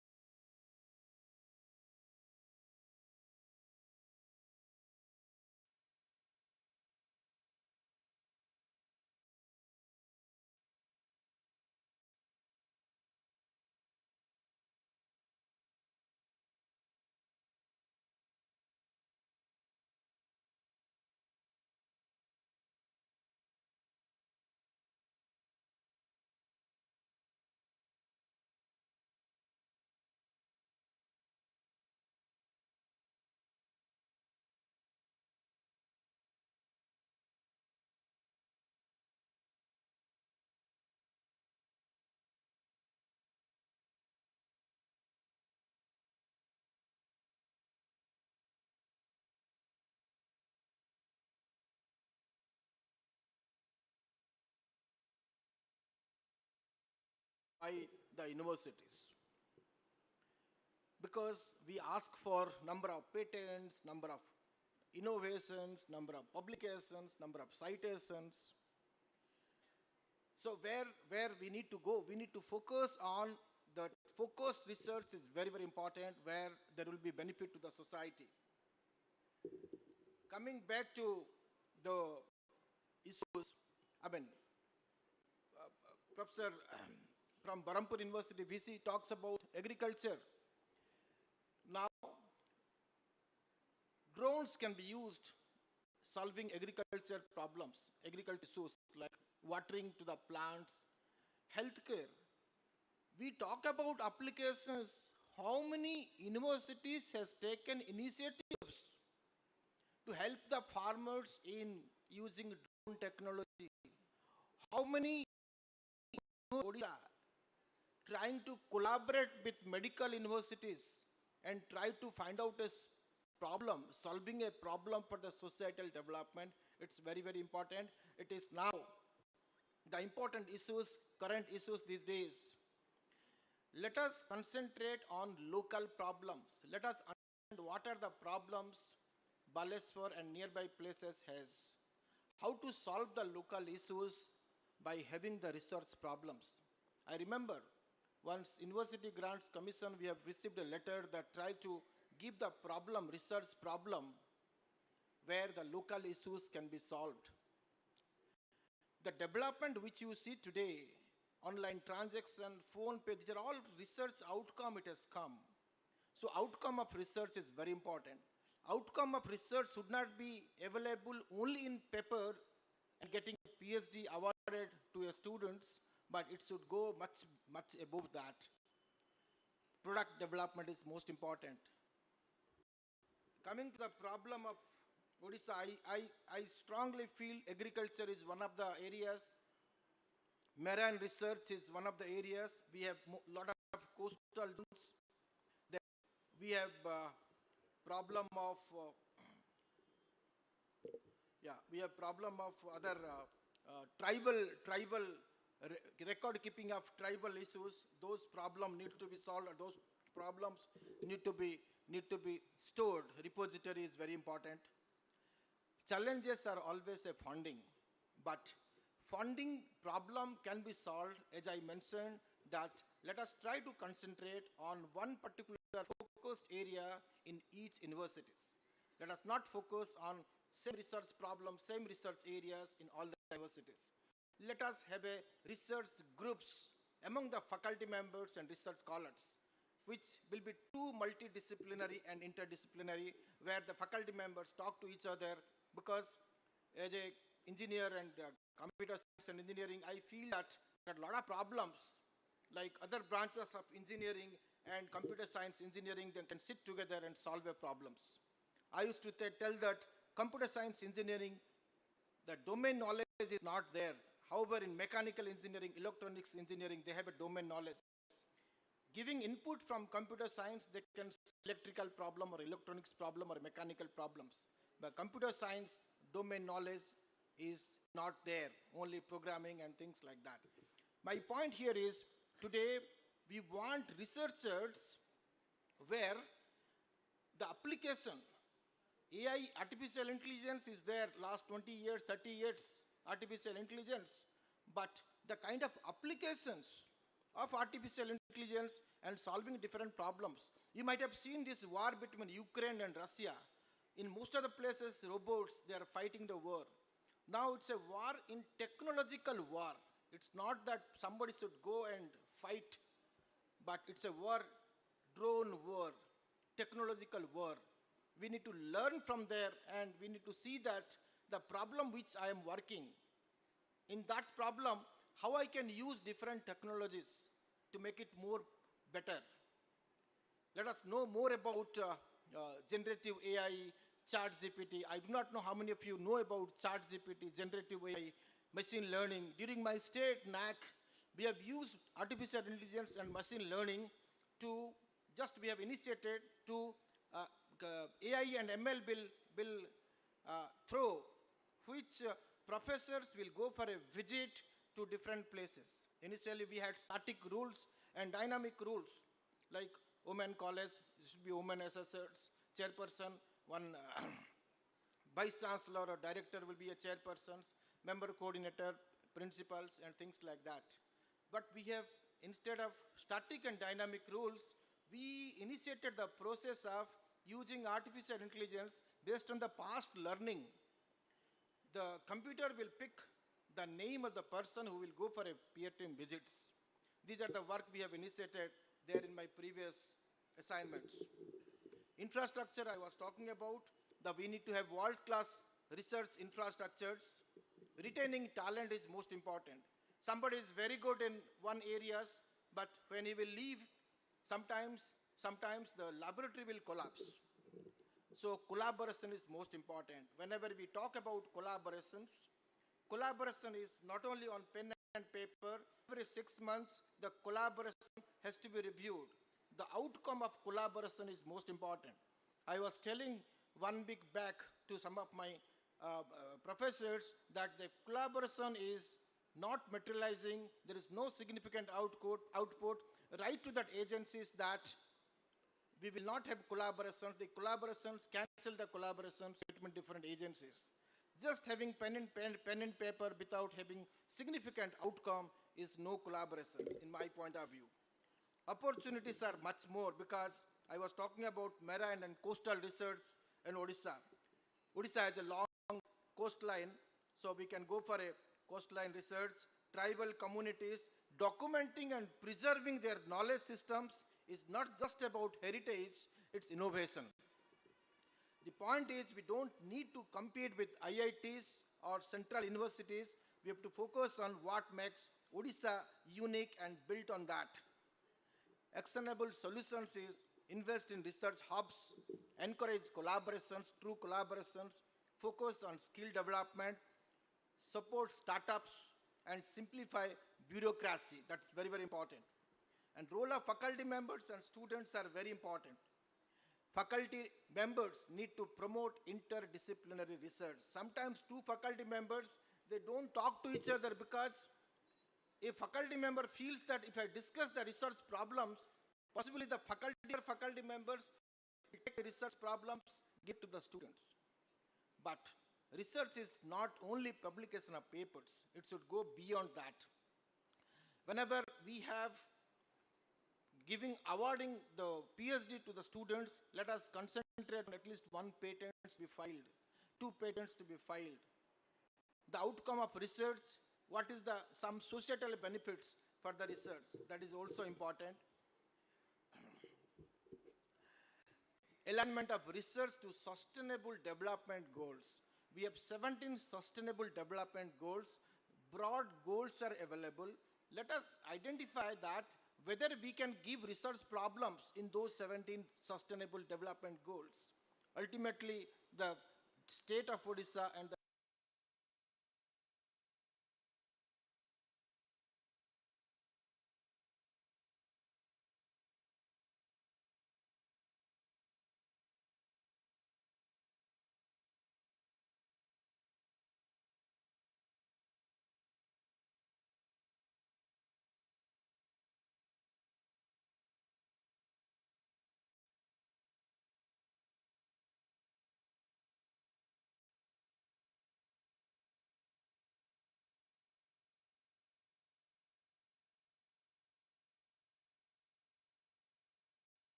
ultimately it will be beneficial to the students, it will be beneficial to the society. Industry-university collaborations, minimize the industry-university collaborations. Enhancing patent filing and commercializations, enhancing capacity and human resources, faculty developments are important. Faculty need to go for faculty development programs on specific areas. Let us identify that what is the specific areas I should concentrate in my universities. Student engagements, go for hackathon, how many people are participating in hackathon, those things are important. In the Vijay Patnaik University of Technologies, BPUT Tech, it's a greatest student engagement activities, participation of students in different competitions. We have a research conclave. Every year we used to conduct research conclave. This year we organized research conclave on 20th and 21st of November at Rourkela.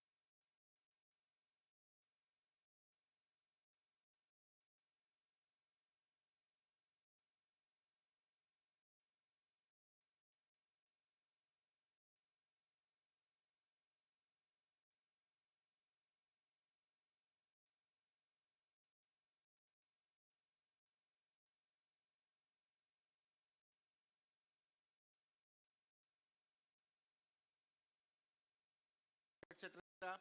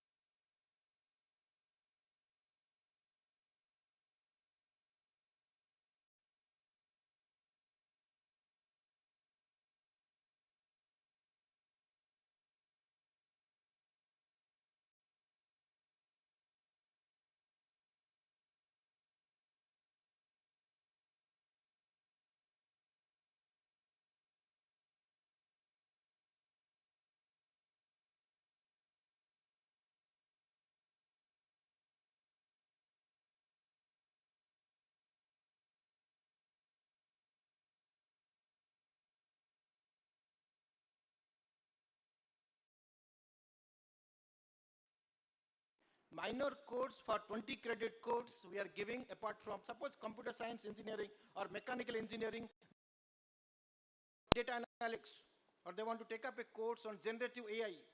Those kind of minor we are giving to the students. The student can take 2 minors. The idea is when the jobs are mostly in computer science and engineering, I feel that even mechanical engineering, electrical engineering, electronics engineering, apart from first year basic concepts of computer science, they should take up some of the minor courses, 20 credit minor courses. Promoting applied research and problem solving, sponsored research projects, hackathons I was mentioning about, faculty and student exchange program, because internationalization of higher education institutions, this is one of the components in national education policy. We need to take students outside. Let us have a student exchange program. Let us know from other country what they feel about, what they think about the research, what is the kind of research they do it. Let us hear from the students who will be coming here. Let us take our students and faculty members to other countries. Let them know what is the research their country is also doing, faculty members and students. That will be true internationalization of higher education institutions. Industry sabbatical for faculty members. It's very important that one faculty member should spend at least a month in the industry, in the area which he is pursuing research. If that is the case, a faculty will go and government support the salary components, or they will get salary from the industries, but they should stay 1 month in the industries, getting more inputs from how industry thinks about research. Industry mentors for students. Some industry people will come and mentoring the students. Center of excellence to be created in different universities. Technology transfer, skilling and training programs, upskilling for students.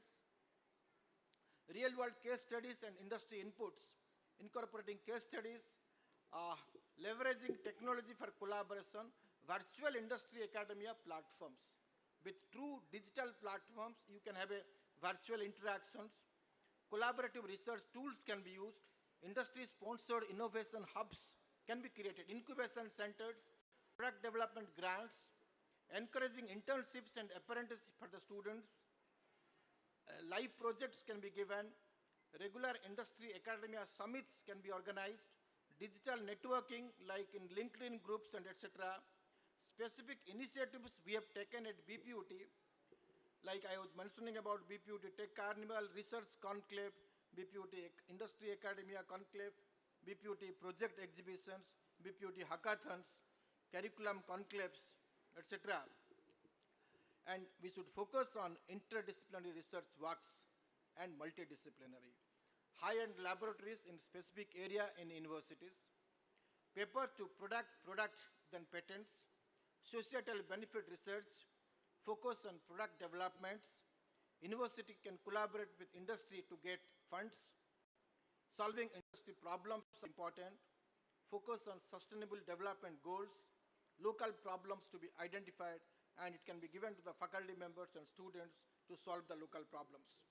And I was talking about artificial intelligence and machine learning, which can be used in healthcare, which can be used in education, which can be used in medical, and which can be used.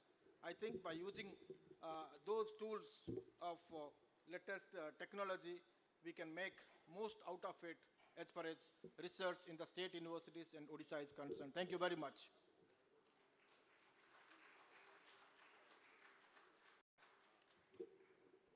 Thank you, sir, for joining us in this ORC 2024 and very well highlighting the importance of social development research.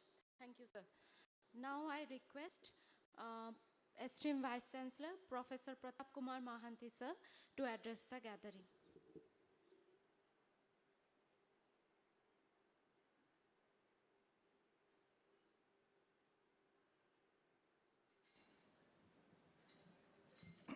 Esteemed Vice Chancellor of Fakir Mohan University, Professor Santosh Kumar Tripathi, my Vice Chancellor's colleague on the dais,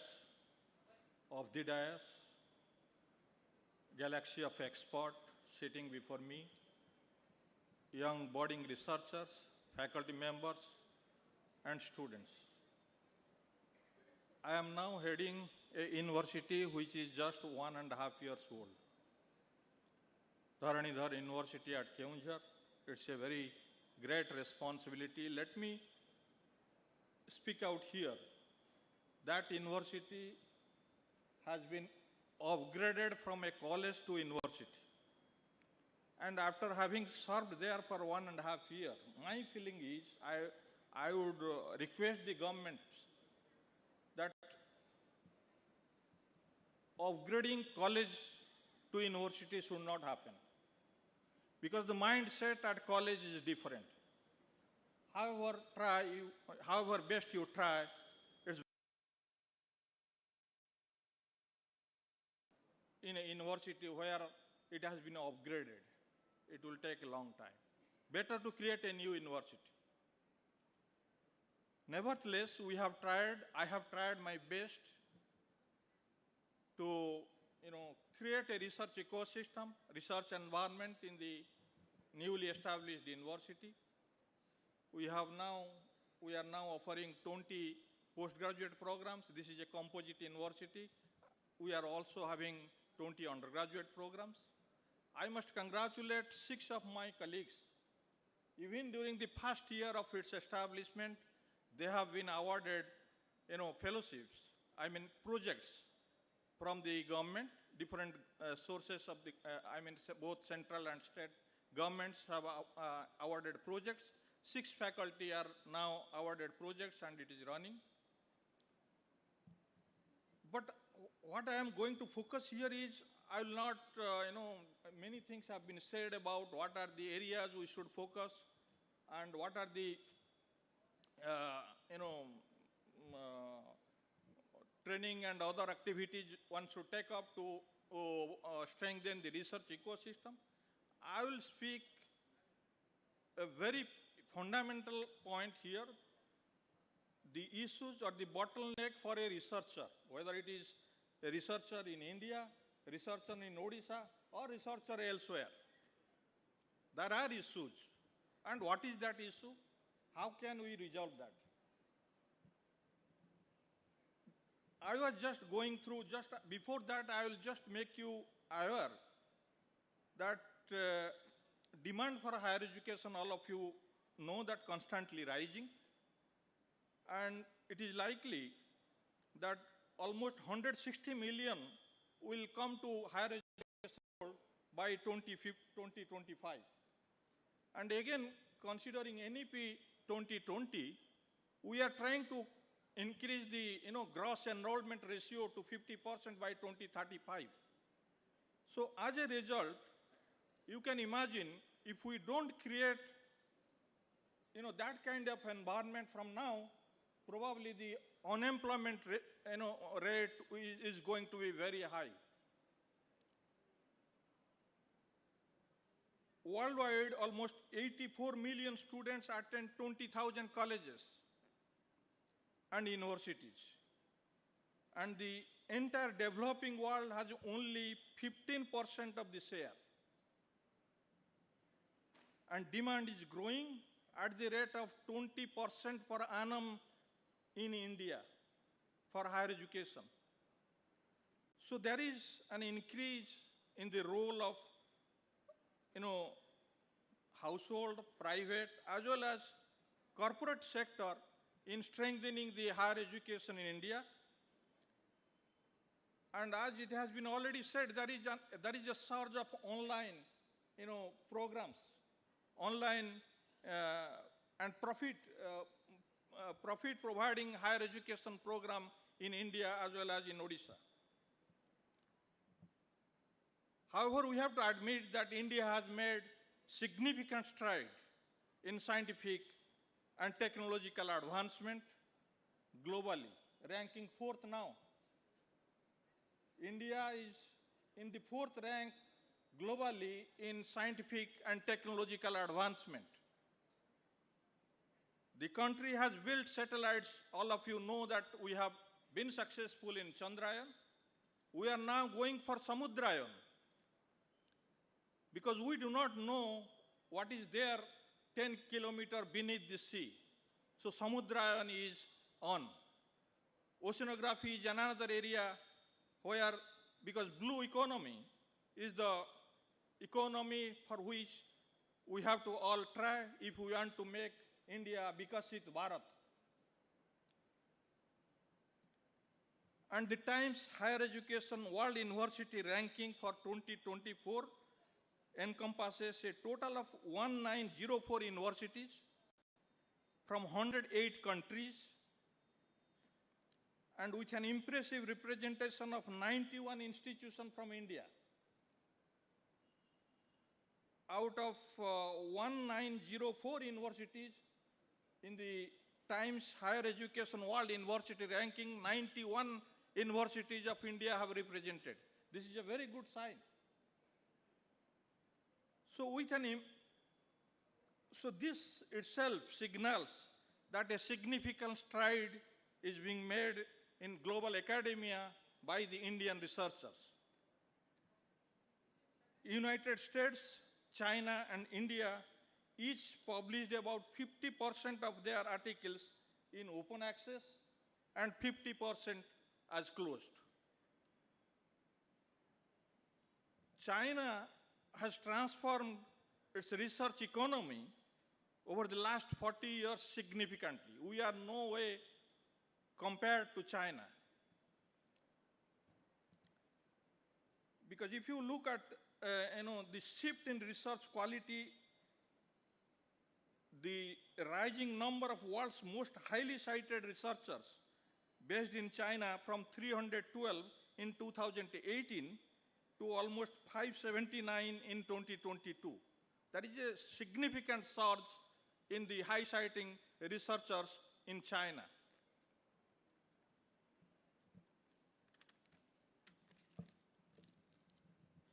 Elsevier also report that new technologies are expected to transform the researcher workflow over the coming 10 years. And researchers should arrive on the scene, and collaboration will drive research forward, which everybody has been mentioning, that we need collaboration, we need research innovation, creative thinking. India ranks third in the list of international collaboration, and the needs to be increased. It can leverage the G20 and the BRICS, for effective collaboration. Therefore, coming to the university research ecosystem and skill, we have to develop our foundation knowledge. Professor Rath was mentioning about machine learning and AI, which is the technology, today's technology. We have to, our faculty should get proper training in those areas so that research ecosystem in the university, research skill of the faculty, so that we can be at par with at international level. Indian universities, we are all confident that Indian universities can lead the way in this process, taking India forward, making India Vikasit Bharat. And in NEP 2020, there was a proposal, I think Professor Kitibhushan Das was mentioning, creating multidisciplinary education universities, Meru, across the country. But now recent report says that which latter moved to cluster-based institutions. There is no concept of Meru now. So I strongly feel, therefore, that there must be a research culture. Despite all our efforts in getting, publishing papers, getting patents, developing laboratories, the very important thing is research culture should be developed. How can we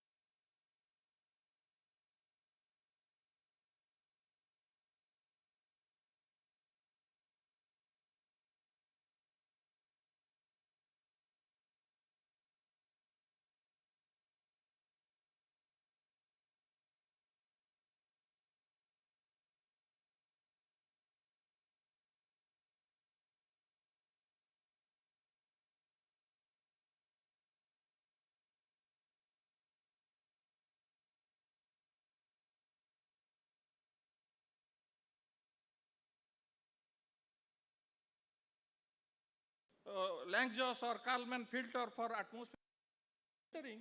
Similarly, here filtering, when you are giving input to the research ecosystem of a university, you have to have a certain parameter to, give quality input. So there the research ecosystem also will not work even if you are giving a quality input. So you should have a good processing system.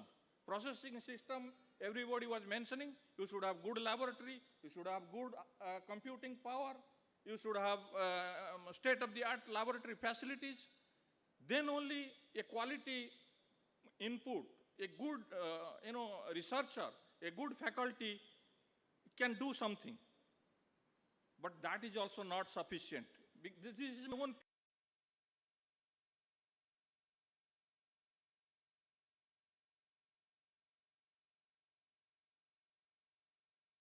The output.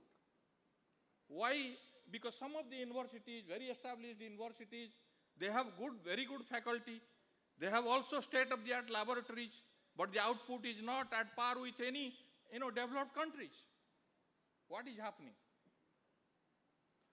The problem there is our output or productivity, it should be a dynamic model. Output and productivity should be linked to the incentives. Otherwise, the model is becoming a static model. However good the faculty are, however facilities are available, not produce. Because even though they don't produce, they are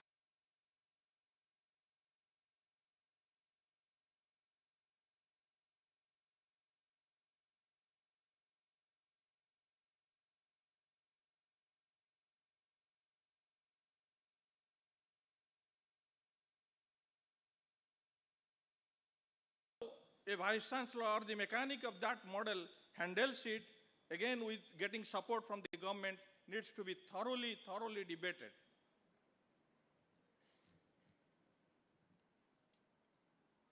And in the present day, research ecosystem uncertainty is very high. So how can we deal with this uncertainty? As it has been said, we have to make use of those techniques, tools like machine learning or AI to identify the uncertainty. And then shifting from a information-based economy to a knowledge economy. This is the time where we have to have a stride from the information-based economy to a knowledge-based economy. And the other important aspect which is globally prevalent in research ecosystem is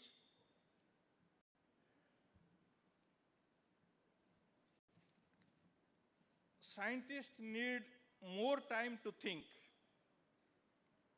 I am not saying this. The journal Nature, published in July 2024 says, the author is Park and his group, scientists need more time to think. So where is time to think for the scientist? In a research, in a university system, if you see, I beg to differ from Professor Rath. Monitoring and evaluation. This is creating significant weight on the faculty members. The weight is so much and the disruption is so much, there is no time to think for a faculty. How can the innovation come? How the quality will be developed if we don't have time to think? So we have to be very careful. Because more digital devices equal less time to concentrate and to think. Because the technology, communication technology has developed so much, even if you try to not to be disturbed, you are disturbed. Therefore, it is high time that educational institutions, whether higher education or school education, they have to be very careful in deploying the particular technology in the university which will not distract the faculty members, which will not distract the researchers from the thinking process, from carrying out a very innovative and meaningful research.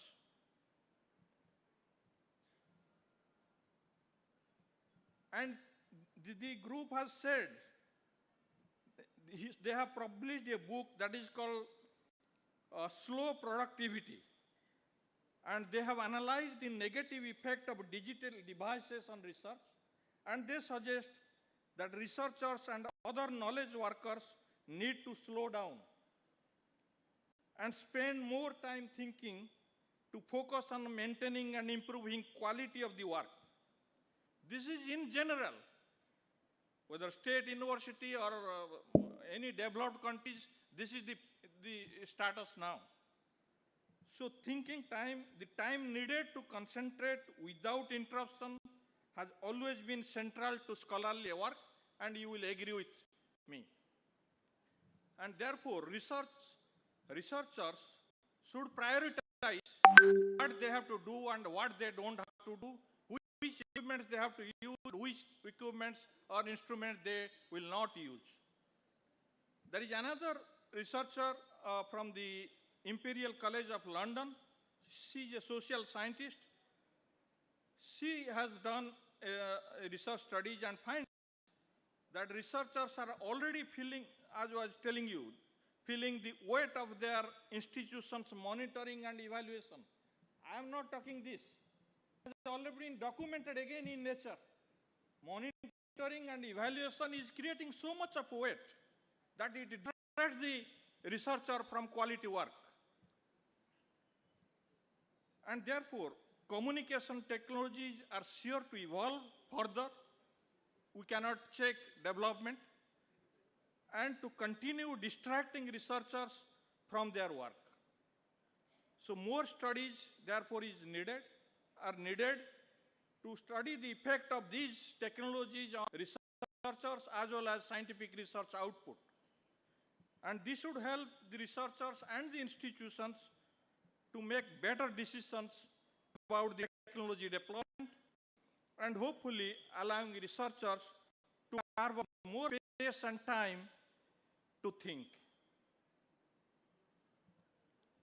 And it is suggested creating a more supportive research culture needs a much more fundamental change. So how can we bring that? I will give three suggestions here. First step is recognize the importance of strong research culture. Moving to a strong research culture through academic citizenship. And third step is preaching a strong research culture. And now while going through these three steps, it has been observed that science now is getting less disruptive. Science is getting less disruptive. What does it mean? Because innovation can come only when there is a disruptive science. So it is also quoted by Nature. So, and then I will complete here. We are talking about the citations. I congratulate Professor Tripathi and his colleagues that they have brought a research database by putting citations, H-index, and so on and so forth. But the question again is your most cited work best? Suppose you have very good citations in particular paper. Can you, say that that is your best work? The research says it is not. And we must continue, therefore, they suggest that we should continue to hone indices other than citation-based metrics to complement appraisal of scientific accomplishments. I think these are my suggestions to change the research culture, to change the research ecosystem or the model of a university. And to the young researchers sitting before me, I will just speak a few words, sir, if you allow me. Because I come from ocean science. Ocean science teaches us a great lesson. Ocean wave rise and fall in a natural rhythm. Every time a wave rises, it hints that a fall is imminent. But it also carries the promise that it will rise again. So this cycle continues, but the wave's ability to rise after a fall depends on an invisible force. So therefore, you will not believe that many times renowned scientists faced numerous rejections before achieving success. Their stories serve as inspiration to all of us. I am targeting this to the young researchers. You may be rejected many times, but never, let down yourself. So you should rise. All of you know success often follows reputed failures also. And therefore, through resilient efforts, you can achieve success. And support system is very, very important for achieving success. Your physical, mental health, values and skills, knowledge are equally important in achieving success.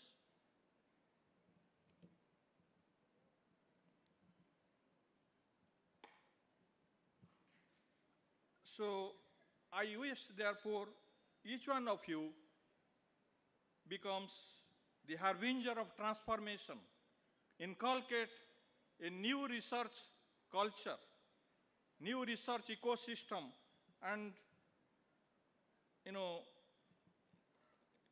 you can bring transformation. Thank you. Thank you all.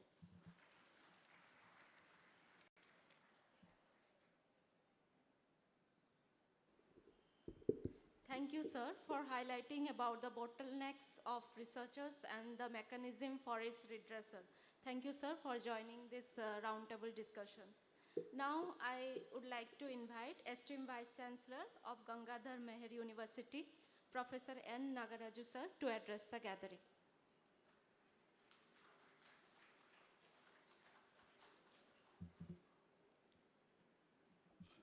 Namaskar. I think the slips have already started moving and you're all waiting for lunch. I won't be taking much time. First, let me congratulate Professor S.K. Tripathi and the FM University organizing team for hosting this research conclave, probably the fourth in the series. I just have a small suggestion since higher education officials and council members and esteemed vice chancellors are sitting here. I think the individual or journal research conclave should proceed before a conclave like this, so that there will be a consolidation of views that are expressed. The other thing I just wanted to tell, we have joined NEP just now.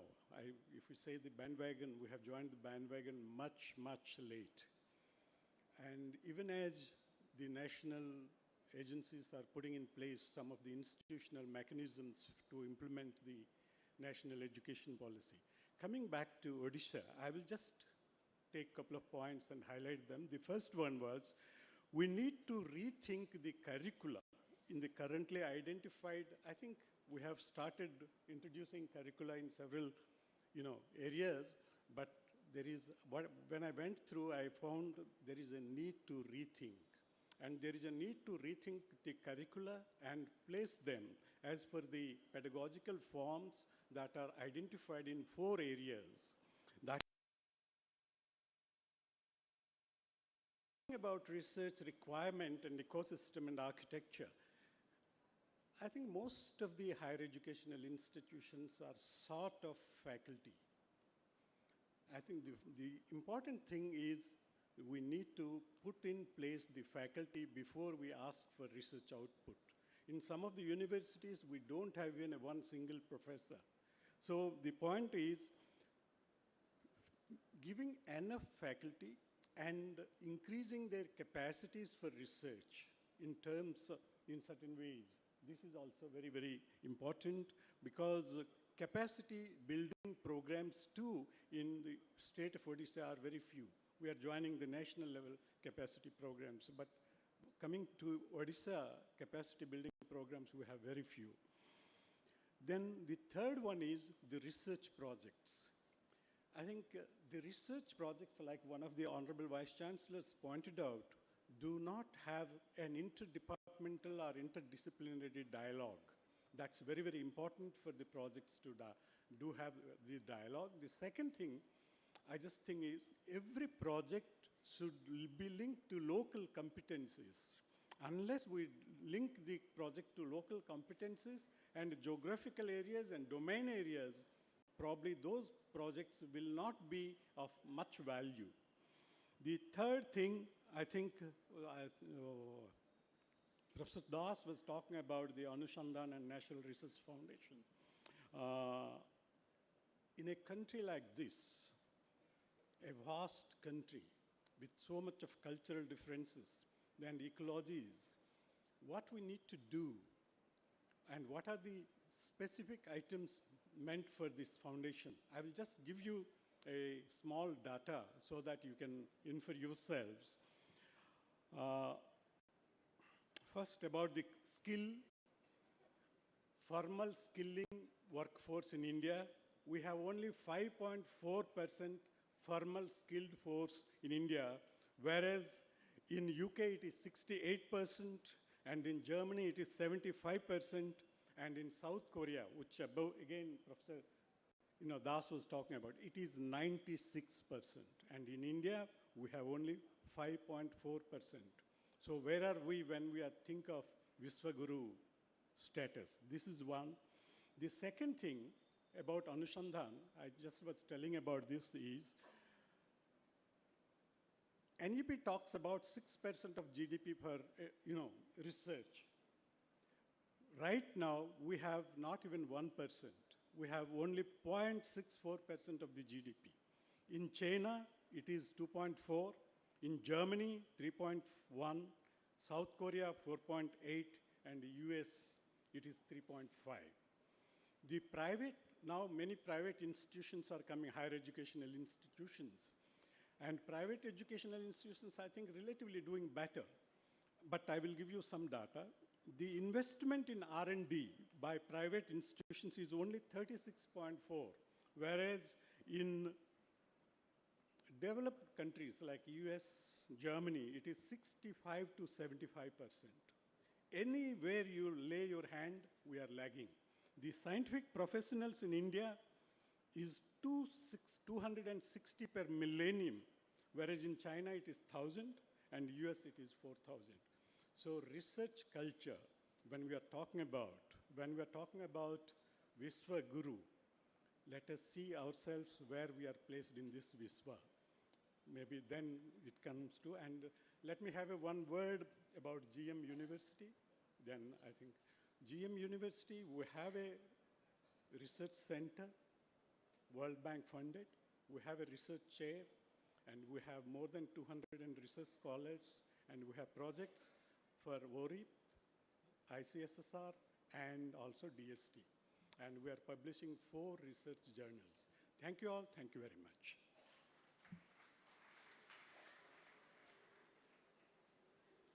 Thank you, sir, for highlighting about research culture within the Vishwaguru. Thank you, sir, for joining this roundtable discussion. Now I request esteemed Vice Chancellor, Professor Kamaljit Singh, sir, to address the gathering. Thank you. Honorable Chairperson of this panel, all Honorable Vice Chancellor of different university, other Vice Chancellor sitting off the dais, other dignitaries sitting off the dais, faculty from this university, scholars from this university and all over the Odisha. Let me first of all congratulate Professor Tripathi for organizing this 4th Odisha Research Conclave. Since I am witnessing all the remaining 3 from first was at Utkal, way back in 2021. Second was at Revansa, way back in 2022. Third was at Sambalpur, way back in 2023. And this is the fourth one, and opening of this conclave is excellent, and I'm hopeful that the end will also be excellent. First of all, this year which the DRDO, they placed a certain guns and all. The moment I saw those guns, I am having a military background. My father was in army and I belongs to a state which almost more than 1.5 lakhs serving or non-serving. So it gives me a satisfaction that at least there are guns are available, and I think he deserves the appreciation that attract for research and innovation also from the point of view of a DRD also. As much has been already said, all my predecessors has given detail the NEP 1, 2, 3, 4, 5 points, lot of points. Even Professor Ratha has mentioned many points from the national education policies. I want to contradict one point. The key speaker, when he was delivering a keynote address in the morning session, for the last 4 years, almost 4 years, I am staying in Odisha. And I personally feel that Odisha is not as bad state as it has been portrayed outside. You may not be remember, during Corona, this was the state which provided oxygen to the most developed state in India. When Delhi was looking for oxygen, Haryana was looking for oxygen, this is the state which take care of the oxygen and provide to the oxygen to whole of the India. And I was checking the data also. Whereas the rice production is concerned, this state is moving to a number 3 after Haryana and Punjab.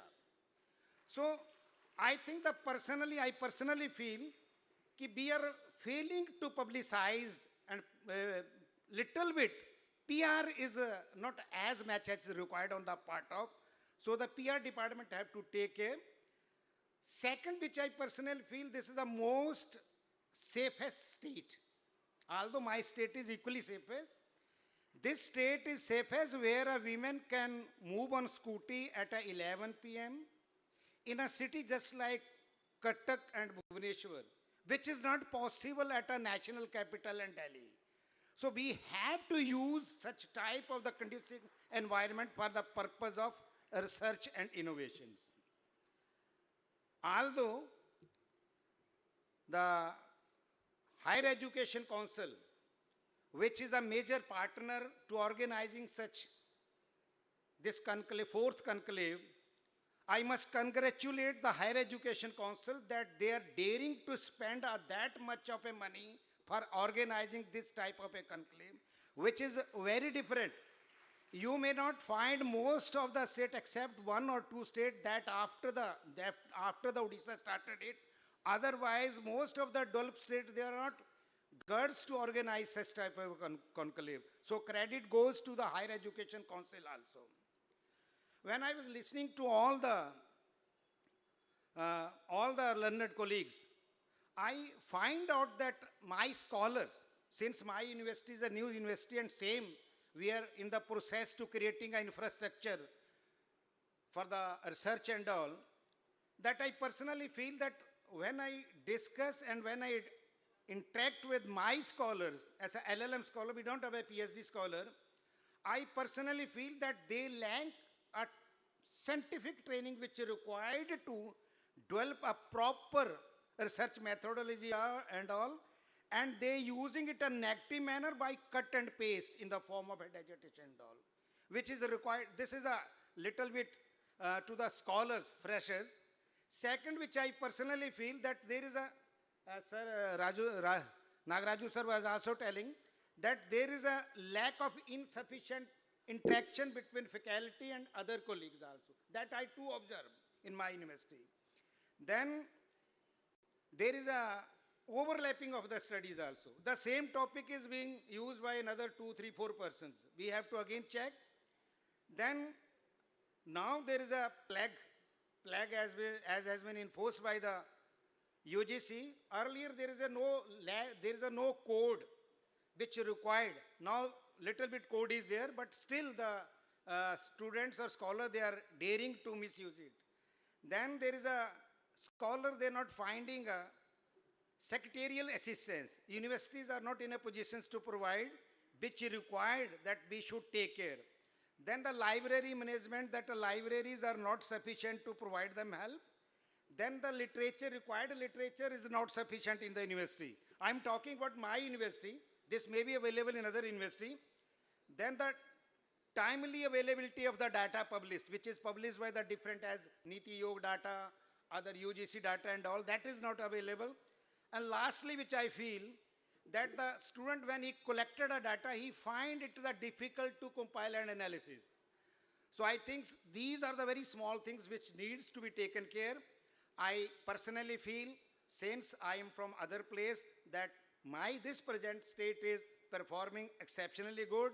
I wish that Odisha will very soon lead in other components also, whereas education is concerned, moving very far and entering into the arena where Kerala and Himachal was placed earlier. So all the best to organizers, and God bless Higher Education Council and Fakir Mohan for organizing such conclave. Thank you very much for providing your time. Thank you very much. Thank you, sir, for highlighting about the conducive environment which is required for research and innovation. Now I would like to invite esteemed Vice Chancellor of Bikram Dev University, Professor Devi Prasad Mishra, sir, to address the gathering.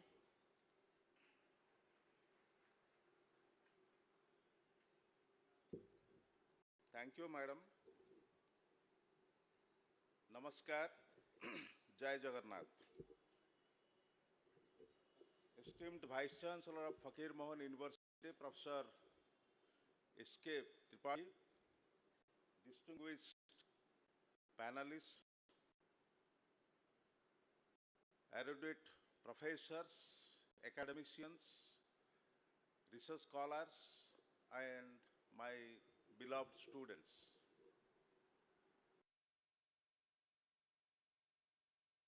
My deep sense of thankfulness to Professor Tripathi for giving me the opportunity to say something, express my views on this occasion. Really, I'm very, very happy to be here, because here I served for last more than 16 years in this university. When I come, I feel homecoming. Though my place of work is far away from this place, nobody will dare to come. It is nearly 800 kilometers. But on certain occasions, I miss the opportunity to come to this campus. But when I come to the old campus and I left from there. Professor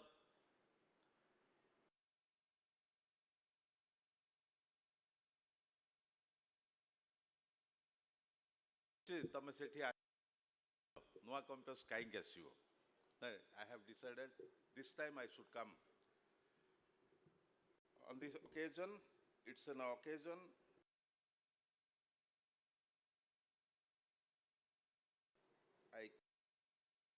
anyway, before me, you have listened to the great speakers, 5 panelists. They have narrated, they have expressed in detail from varied areas, both the pros and cons of the present ecosystem, research ecosystem. Of course, they have time, because time is running out. The same thing, why should I repeat again and again? That's a boring. But before I speak the research ecosystem, the culture, everything, I tell you I have served two universities. One is a very old university like Barampur University, and when I joined this university, it was a new university. Now it is, of course, age-old university, 25 years university, where a lot of research.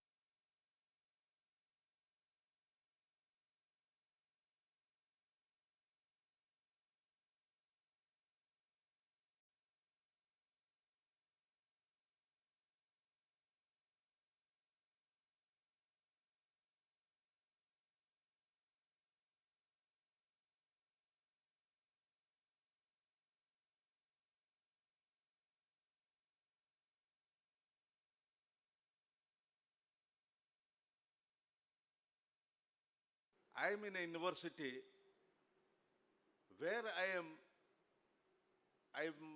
it is very difficult for me to express where I am.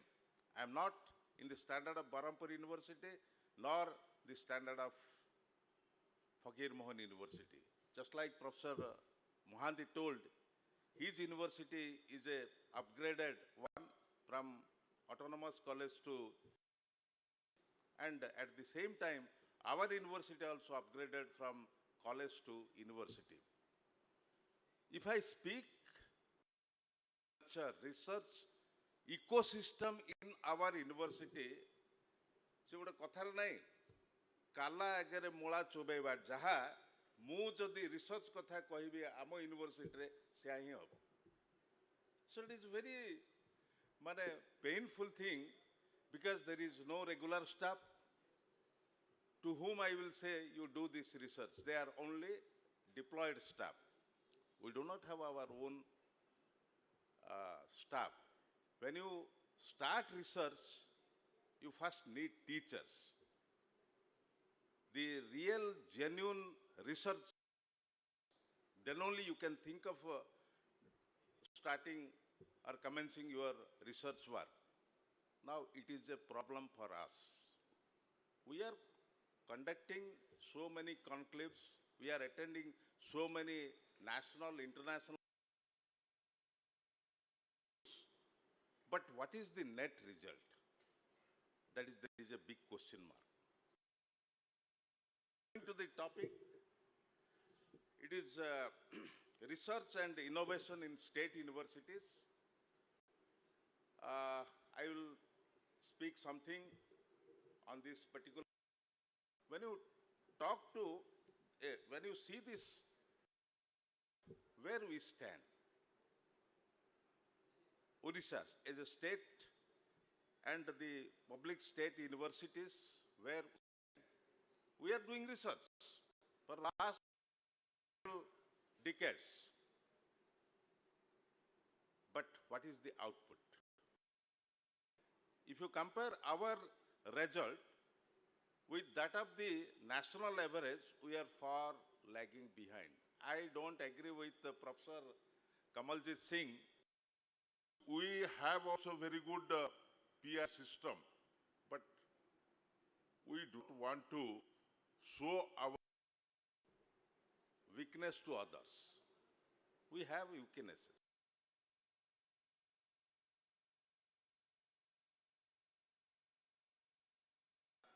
Still struggling hard to come to the national average level, and of course we are ahead of some other states. That is the state of affair. But when we talk of the research, culture, ecosystem, all these things, big jargons of words, first of all, we have to concentrate on certain things. Other professors, panelists, they have already told, but I will tell you one thing, that when we are going for research, it must lead to development. And when you start research, you must innovate something. That innovation should lead to development. For that process, what is needed? We need definitely a proper support system, a capacity building measures, resources, but who will give? Here, state government, no doubt, they are giving funds, but that is not enough. We have to just bring the corporate sector and try to get some funds from the corporate sector, because they have also some funds they can contribute that fund for the research purpose. And also other stakeholders whom we can rely, they can support, they can give resources, they can play a very important role for the research and development. Friends, only one thing I will tell, that is our goal is to become Viksit Bharat 1947 and Viksit Odisha in 1936. Here the important thing is that I'm not talking of Viksit Bharat, Viksit Odisha. Here the quote, local for focal. We have to see what are the local problems. We have to address that local problems, then only we can solve our problem. For that, research is essential. Whether it is science or management, agriculture, technology, whatever may be the sector, all are related to social problems. So first of all, let us see what are the local issues. We have to address them. For that, research is needed, and we can utilize the word very proper culture, ecosystem, this, that. But first one is to find out the research problem. And if you do that in a systematic manner, then only we can achieve the Viksit Odisha 1936.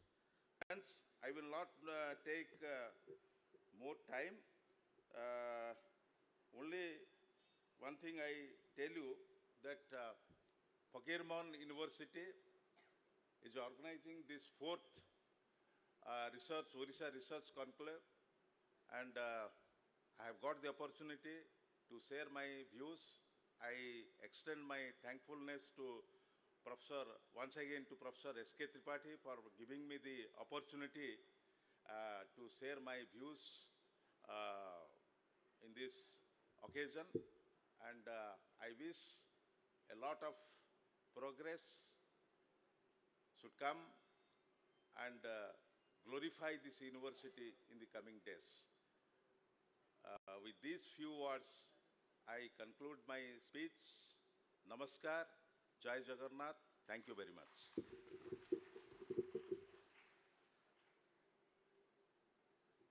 Thank you, sir, for highlighting about the reality of research culture. Thank you for joining this session. Now, as per the request of esteemed Vice Chancellor of Gangadhar Meher University, Professor N. Nagaraju, he wants to present a book to our esteemed Vice Chancellor, Fakir Mohan University, Professor Santosh Kumar Tripathi, sir. The book name is Mitra Bhanu Granthavali, and it is written by Padma Shri Mitra Bhanu Gantia.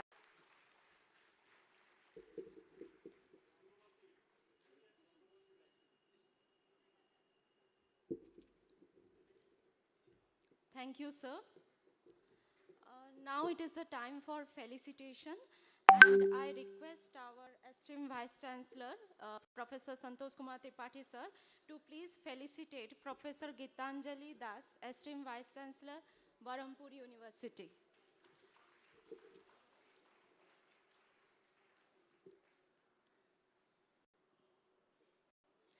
I request, sir, to please felicitate Professor Amya Kumar Rath, sir, esteemed Vice Chancellor of Biju Patnaik University of Technology.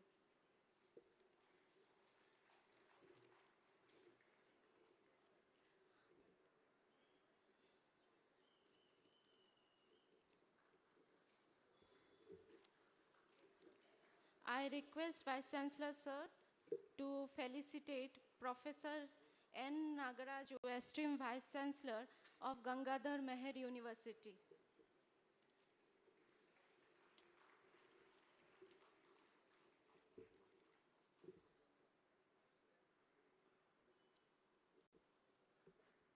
I request, sir, to please felicitate Professor Kamaljeet Singh sir, esteemed Vice Chancellor of Madhusudan Law University.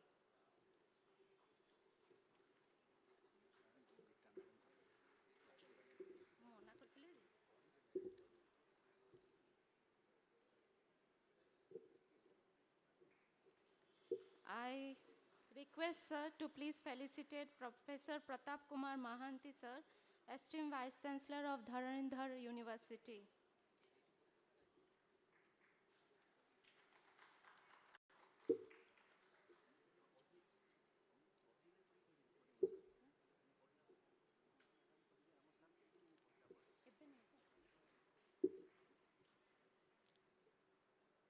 I request sir to please felicitate Professor Devi Prasad Mishra sir, esteemed Vice Chancellor of Bikram Dev University.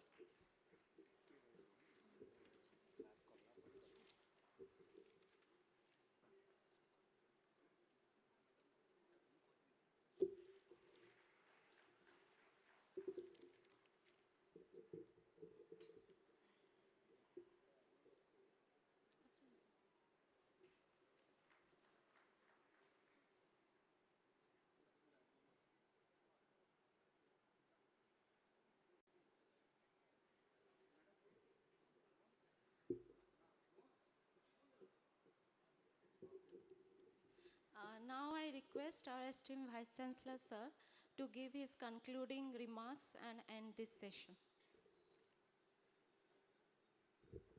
At the outset, I thank all my Vice Chancellor colleagues that they gave their opinions about research, past, present and future. But I am very positive about Odisha and its research in future. I agree with my colleagues who said that Odisha has many perspectives for research because I am always positive. ମୁଁ ସକାରାତ୍ମକ ଭାବରେ ବିଶ୍ୱାସ କରେ, ନକାରାତ୍ମକ ଭାବ ମୋର ଜାତକରେ ନାହିଁ।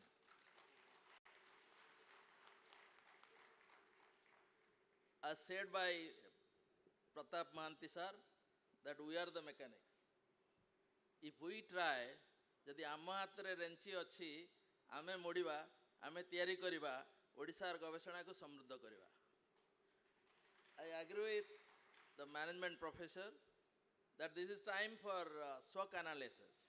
We should analyze our strength, our weaknesses and opportunities and challenges before us. So saying this is not there, that is not there, should not be our agenda. Rather, what is there and how we can improve on it, that should be our agenda. Thank you very much for your views. And I thank all the audience, eminent personalities present over here to hear the Vice Chancellors. Now an agenda can be prepared for Odisha itself by the Vice Chancellors.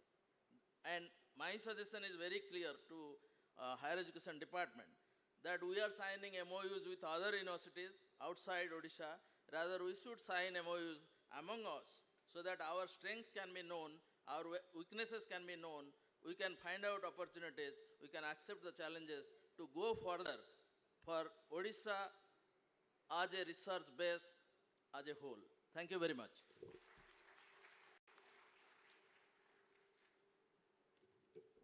Thank you, sir. Thank you all the dignitaries on the dais. Undoubtedly, this session was truly special with a blend of academic insights to be cherished forever. Thank you once again.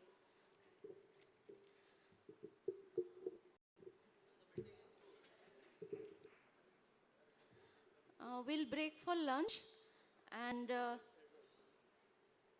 it is arranged in the left side of this pandal. Then immediately at 2:45 we'll gather here for the technical session 2, which will be presided by Professor Vibhuti Bhushan Mishra, President Odisha Bigyan Academy, and we have 2 speakers, Dr. Mrutyunjay Mahapatra sir and Sri Subodha Kumar Naik sir. Thank you.